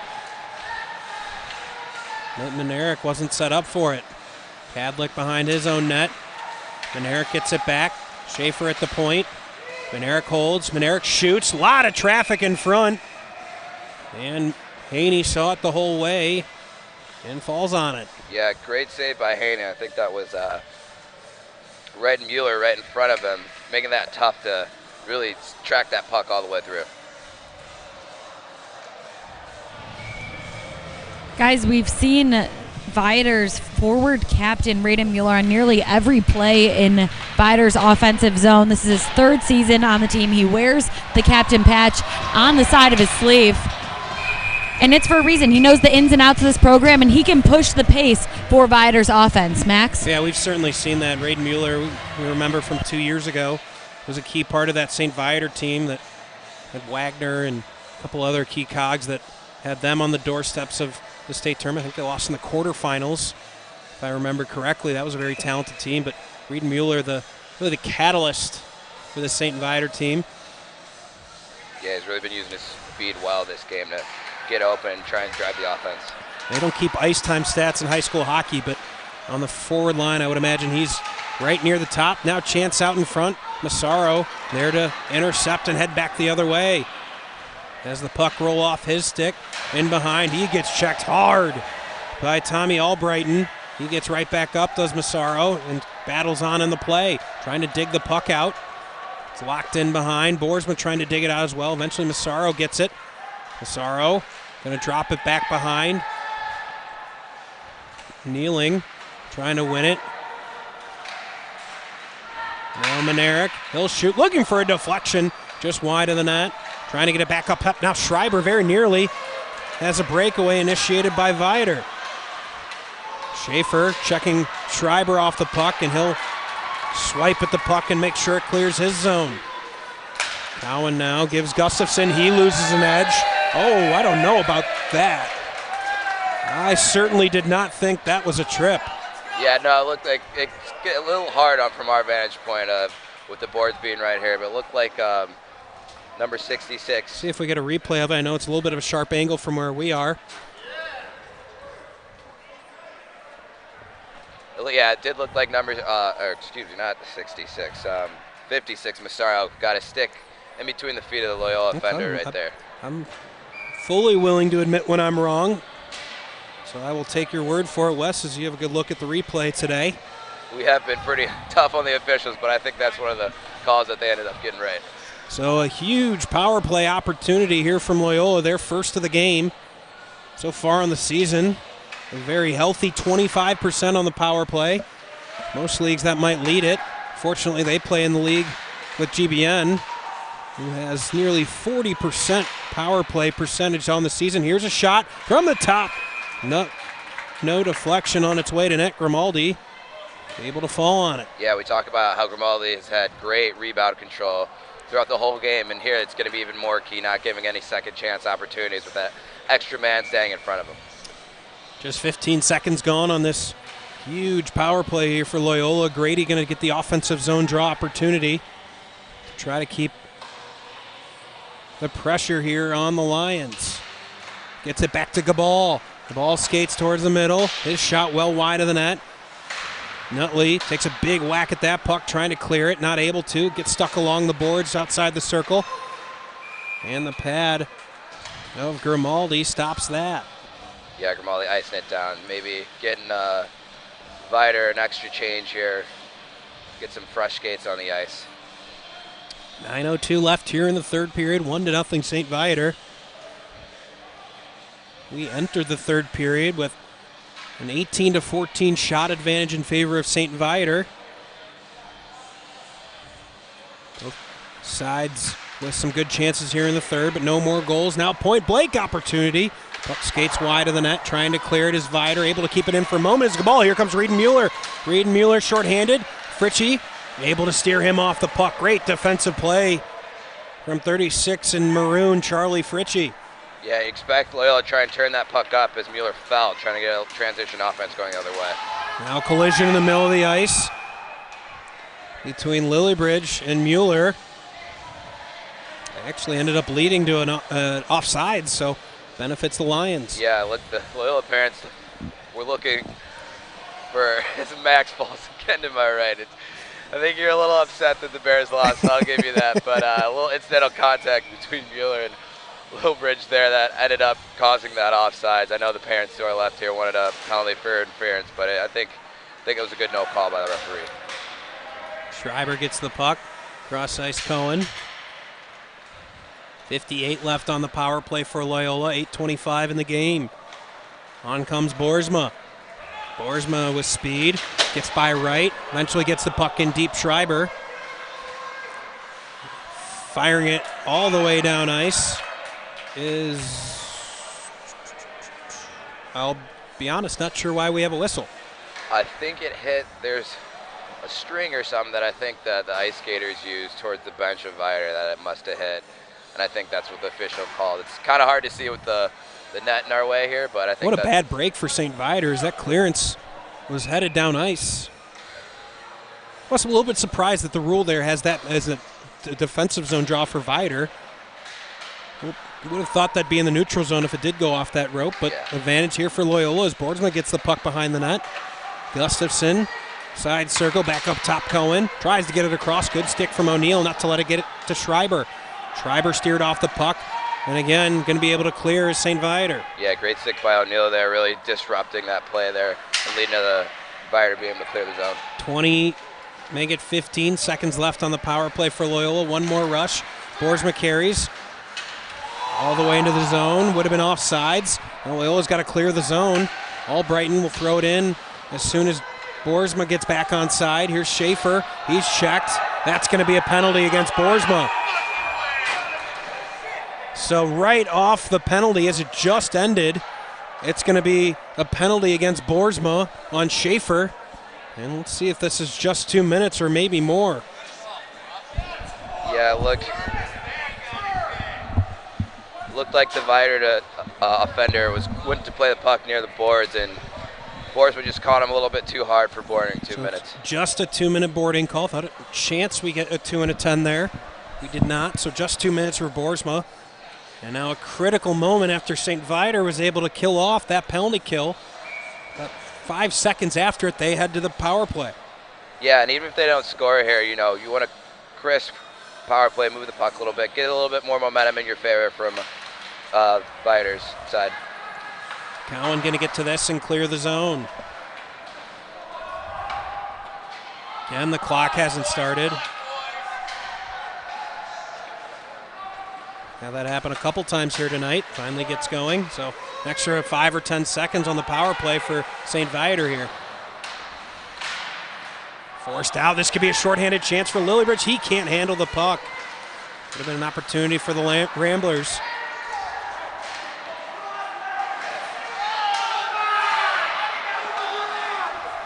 Now settling behind the play is Angelo Massaro. Massaro rink wide. Finds Manerick. Manerick plays on. He's checked but holds the puck. Roddy with him the entire way. Now Nutley checks Roddy, gets the puck. Drops back Manerick.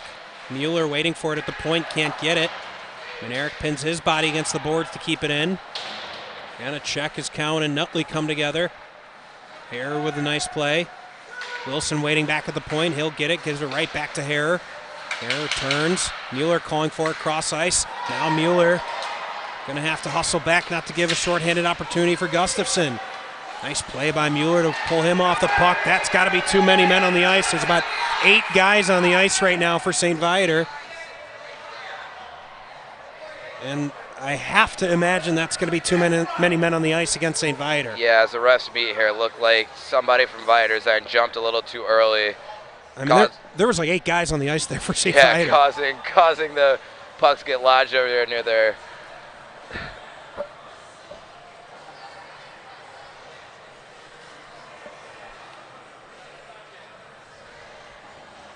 Not sure what's going to come out of this, but I think we should be. I mean, there's no replay. Let's make a decision here, guys. Playing 4-on-4 hockey, but.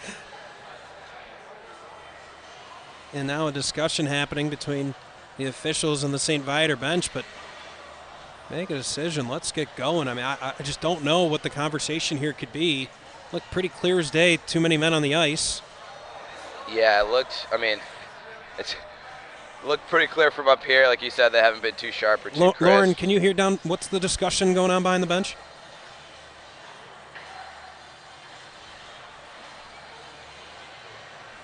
Like, you guys, it looks like at first it was the too many men on the ice, and now it's a time error. So they're going to start adjusting the clock to fix it to what it should have been before that too many men on the ice call.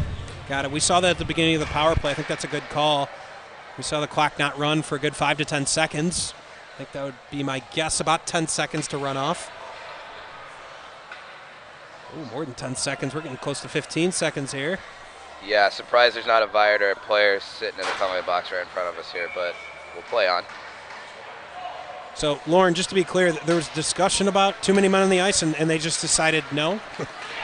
It looks like they said there were 7, but I'm not sure if there was some sort of offsetting call that they said, because that was the initial discussion they said to both coaches, and then they came back and decided to just adjust the clock. It looks like no penalty for Viator. That's definitely not how this works, but we'll play on. I don't think that's in the rule book, but I don't know. Maybe we're just rolling with it today, you guys. Rolling with the punches. Here's Mueller with a shot. We're going to get another penalty in front.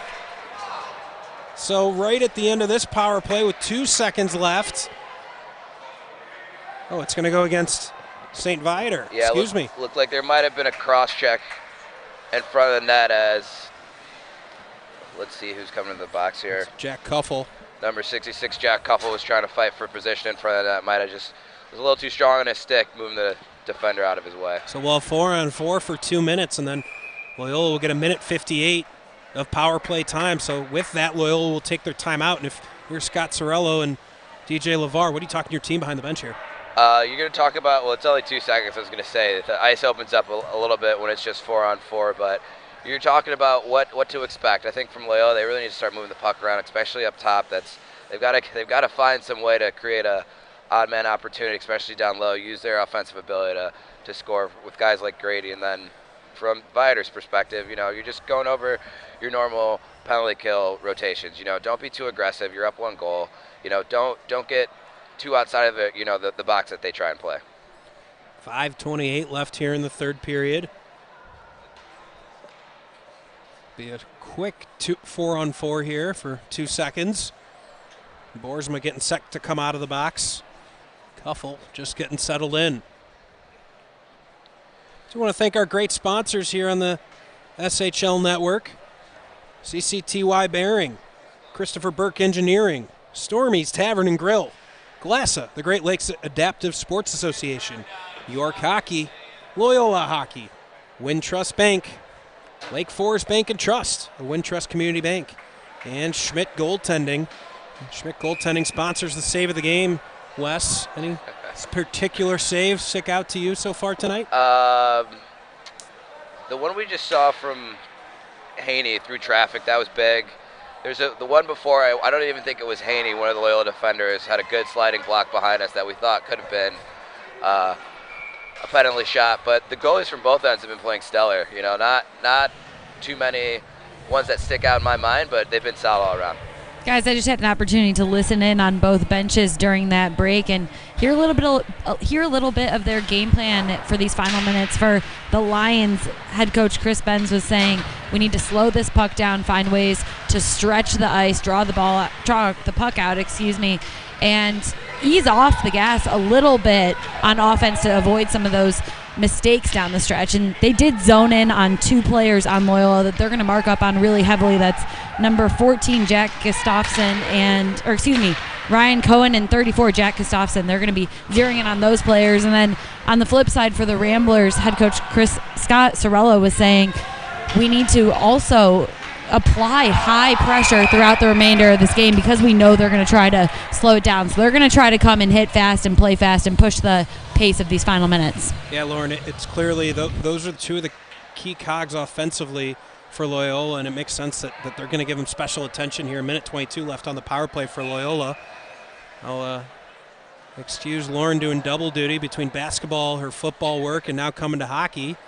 You got the ball versus puck discussion, Lauren. You're excused. You're working 3 jobs, and we appreciate you here. I will say, thrown up the periods versus quarters versus halves yet, so. Exactly. Yeah, you've been sharp. Thanks, guys. 4:35 after the clearance. 1:06 here left on the power play for Loyola, where they've just come up empty here so far tonight. Boersma going to try to change that. Puck not able to get cleared. Gustafson can't keep it in. Well, he'll have to reset.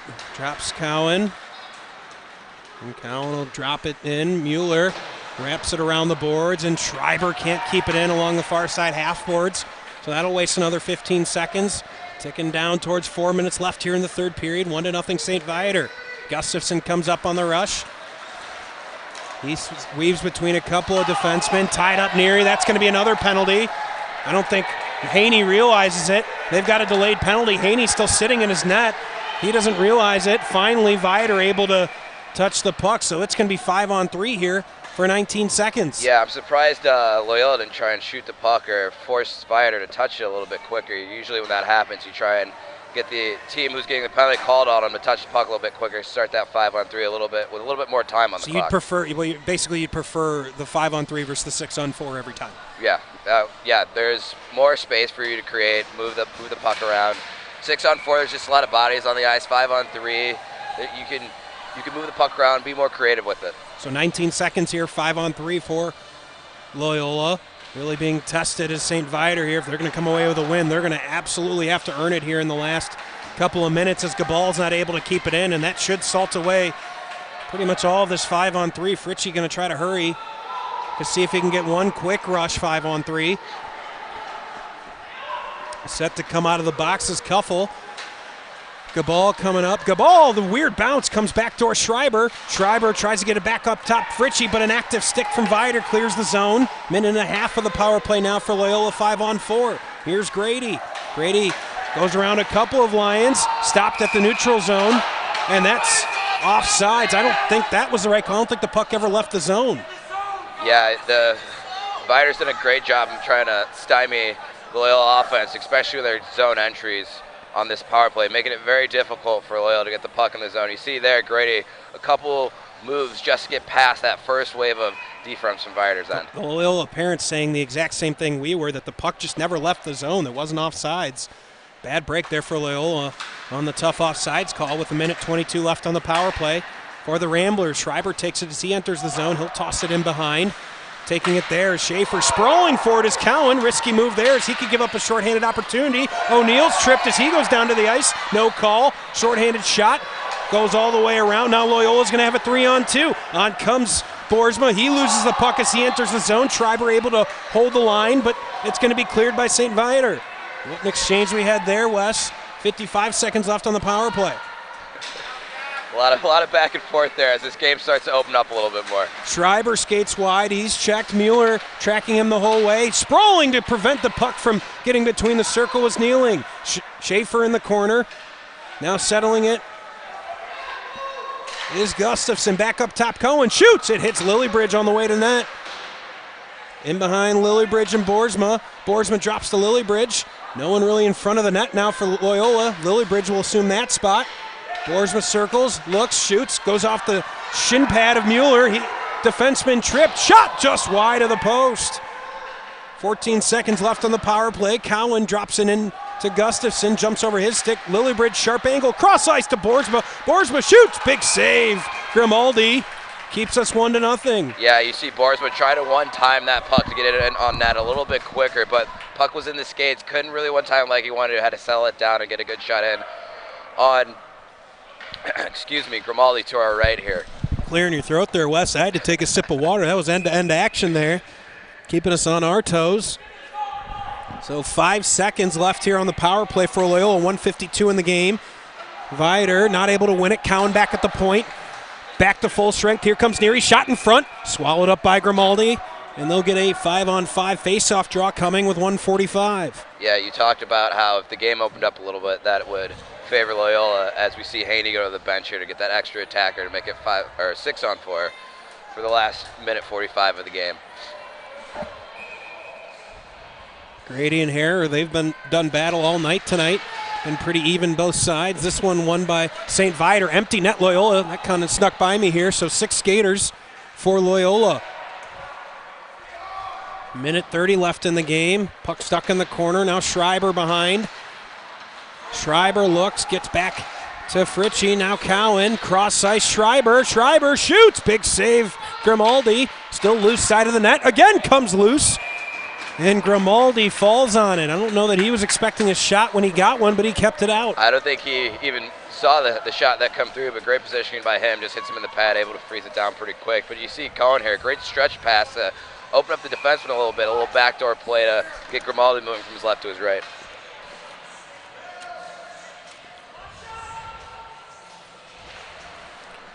Face-off draw one. Viator throws it high off the boards. Ends up going out of play, so it's going to be an offensive zone draw coming for Loyola.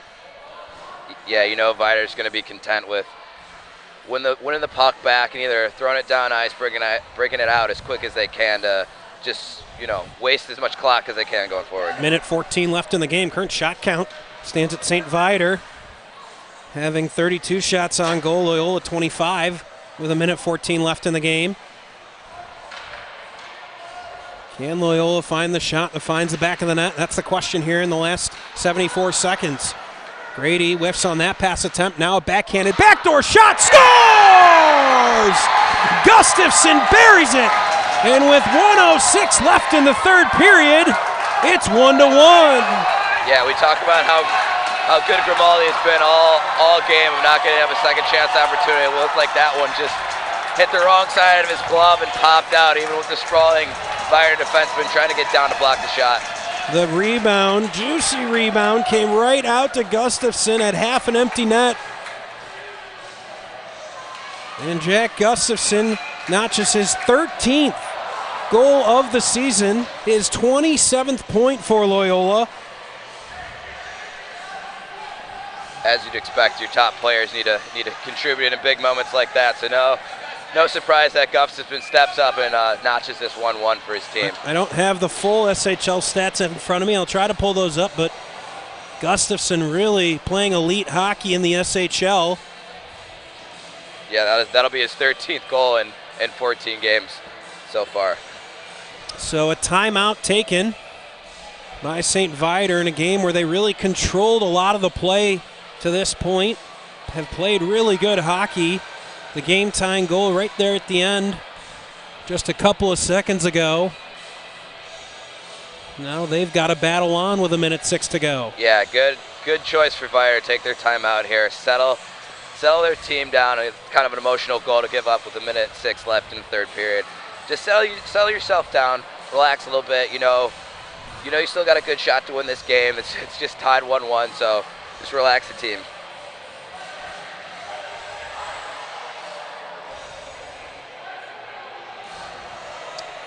Just a quick check around the league. I see Davis Yeagers has 13 goals for Stevenson.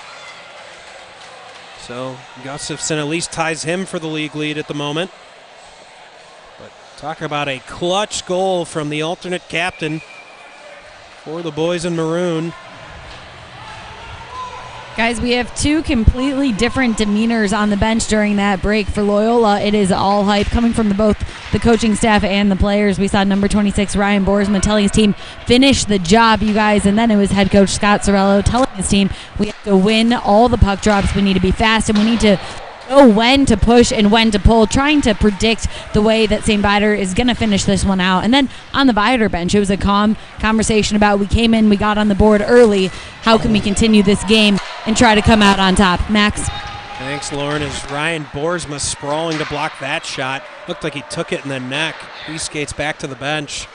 Yeah, it was a whole awkward fall from Boersma's end there. That's not the typical shot block that you usually see. 30 seconds ago, here's O'Neill. He loses an edge coming into the zone. Hart chips that puck high off the boards. 20 seconds left here in the third. And it looks like Roddy is content to tie play up. Eventually comes loose to Cowan. Schreiber's going to release up the boards. Gets it wide to Gustafson. Gustafson on to Schreiber. Good stick from Wilson. Stirs that to the corner. Now with 2 seconds left, we're going to head to overtime. So if you haven't been with us for overtime before, we're going to have 3-on-3. Of course, sudden death. First goal wins. If for whatever reason it is not decided in this 5-minute period, we'll head to a shootout. Yeah, 3-on-3, a lot of open ice, and I feel like that favors Loyola, especially with their speed. So the key thing for that is know your assignments. It's man-on-man, which is really tough, especially for the forwards, to stick with that other forward on the other side. Well, an outstanding game here tonight. Your SHL game of the week. And we head to extra time. Lauren Withrow down on the bench. We're getting the latest instructions on the Viator bench, it looks like. Of course, right next to me, Wes Anderson. Max Anderson here on play-by-play for you. Our next SHL game of the week, mentioned a little bit earlier, Loyola Thanksgiving tournament coming up. That'll be 4 p.m.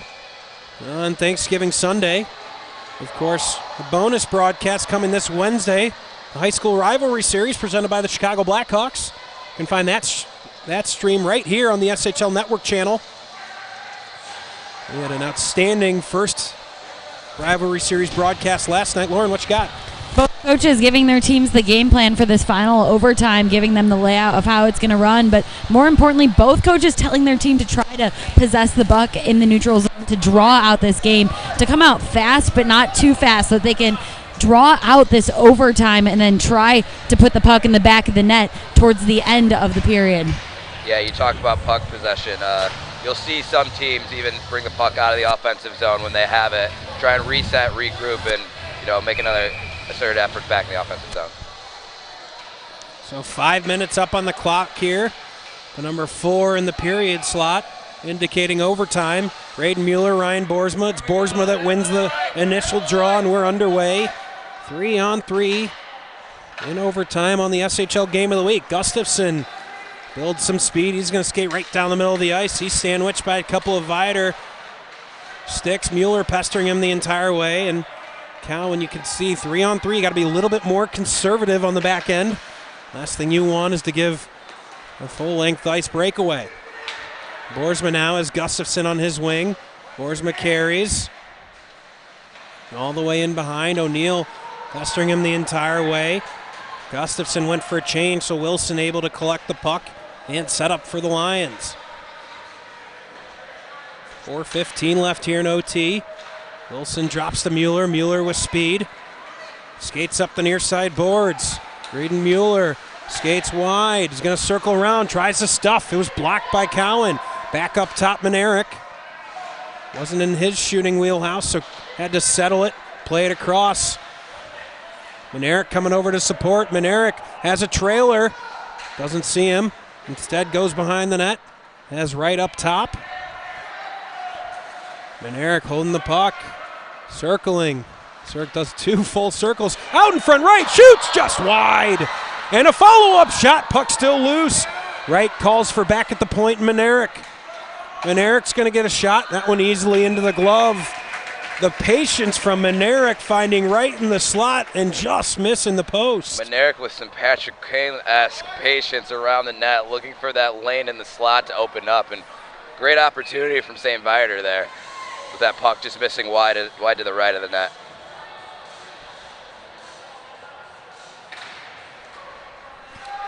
Face-off draw, 1 Loyola. Here's Fritchie. He'll stop, settle. Him and Gabal will set things up for the Ramblers. Gabal with speed goes around Kneeling.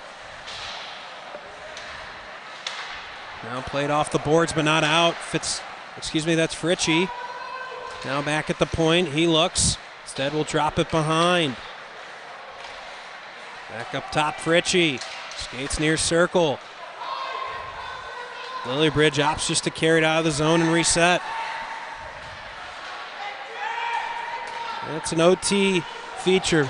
The willful exiting the zone now. Gustafson all alone. Gustafson backhand shot. What a save by Grimaldi. And Wes, I think we called the Schmidt goaltending save of the game a little bit early.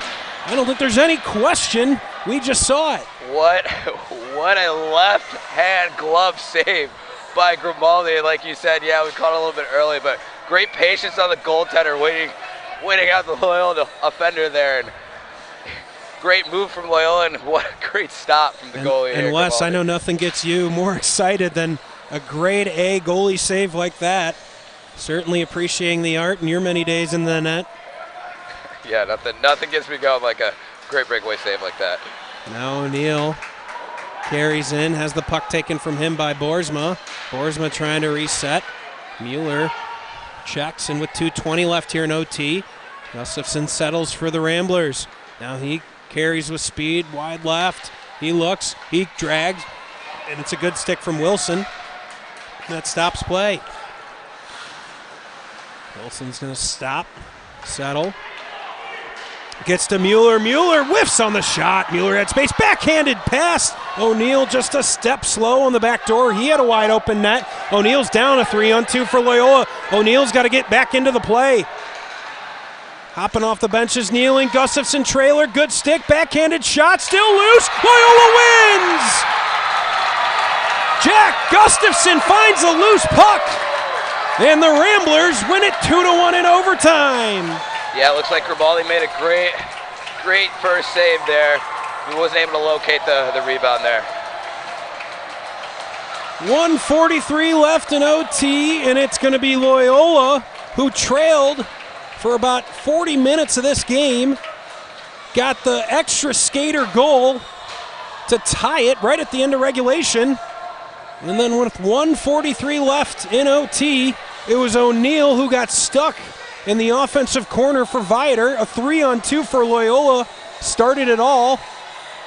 And eventually, his second goal of the night, 14th on the season for Gustafson, is the difference. We're going to send it down to Lauren, who's standing by with Scott Sorello. Loyola head coach Scott Zorello. Coach, congratulations on the win. What would you say about your team's mentality, being able to come from behind and then put up an overtime goal to take this one? Yeah, I'm proud of them. They didn't quit. It took all the time in that last period to get that one, but it's a big win for us because I think for 3/4 of that game we got outplayed, and so to steal this one's big for us. It's good momentum for us going into our Thanksgiving tournament. What switch did you see flip, you said, after 3/4 of the game that helped your team push it into overtime? I think we came together a little bit more as a team. We started moving the puck a little bit more. We talked about playing unselfish in between periods, and I think they embraced that a bit, and it didn't have to be a pretty goal, so it was a rebound on that tire and then another not so pretty goal in overtime here. So we're happy. We know we kind of stole this one, but we'll take it. Saw players stepping up across the board throughout the stretch of the game. Which player would you award your team MVP to on this one? Man, that's a tough question. I just think he was steady all game, killed a lot of good penalties. Our captain, Ryan Cowan, I think, really played well. So it's tough, though. They rallied together as a team, so it's a tough call. Congrats again. Enjoy this one. All right, thank you. Thanks, Lauren. And you can hear a little bit of relief, and he was pretty blunt about it. Felt like they stole it, right? They felt like they got probably outplayed for most of the game. But championship teams, Wes, don't necessarily have it every night. In those games, you can just find a way to win. Sometimes those are the sweetest. Yeah, we talked about how it felt like the next team to get the goal would end up winning, and Loyola, a little lucky bounce off of Grimaldi's glove there on that one that they were able to tie it there late in the third. And, you know, like you said, you're not always going to have your A game, and good teams find ways to win, even when you're struggling all game. And only being down one goal, one shot, they know one shot will bring them back, and they topped it out and were able to get the W. So that'll do it here from Heartland Ice Arena. I want to thank our great crew, Lauren Withrow down on the ice, bringing you sound all game behind the bench, bringing you the ins and outs. Of course, on camera tonight, Max Ferrari bringing it on the camera for us here. As always, Jimmy the Wiz Olsen with all the graphics and replays here on all the technicals. For Wes Anderson, I'm Max Anderson. Thank you for joining us here tonight. And please join us right here on the SHL Network YouTube page for the High School Rivalry Series presented by the Chicago Blackhawks, featuring GBN and GBS coming up this Wednesday, 6 p.m. from Centennial. Until then, we'll bid you good night and have a happy Sunday.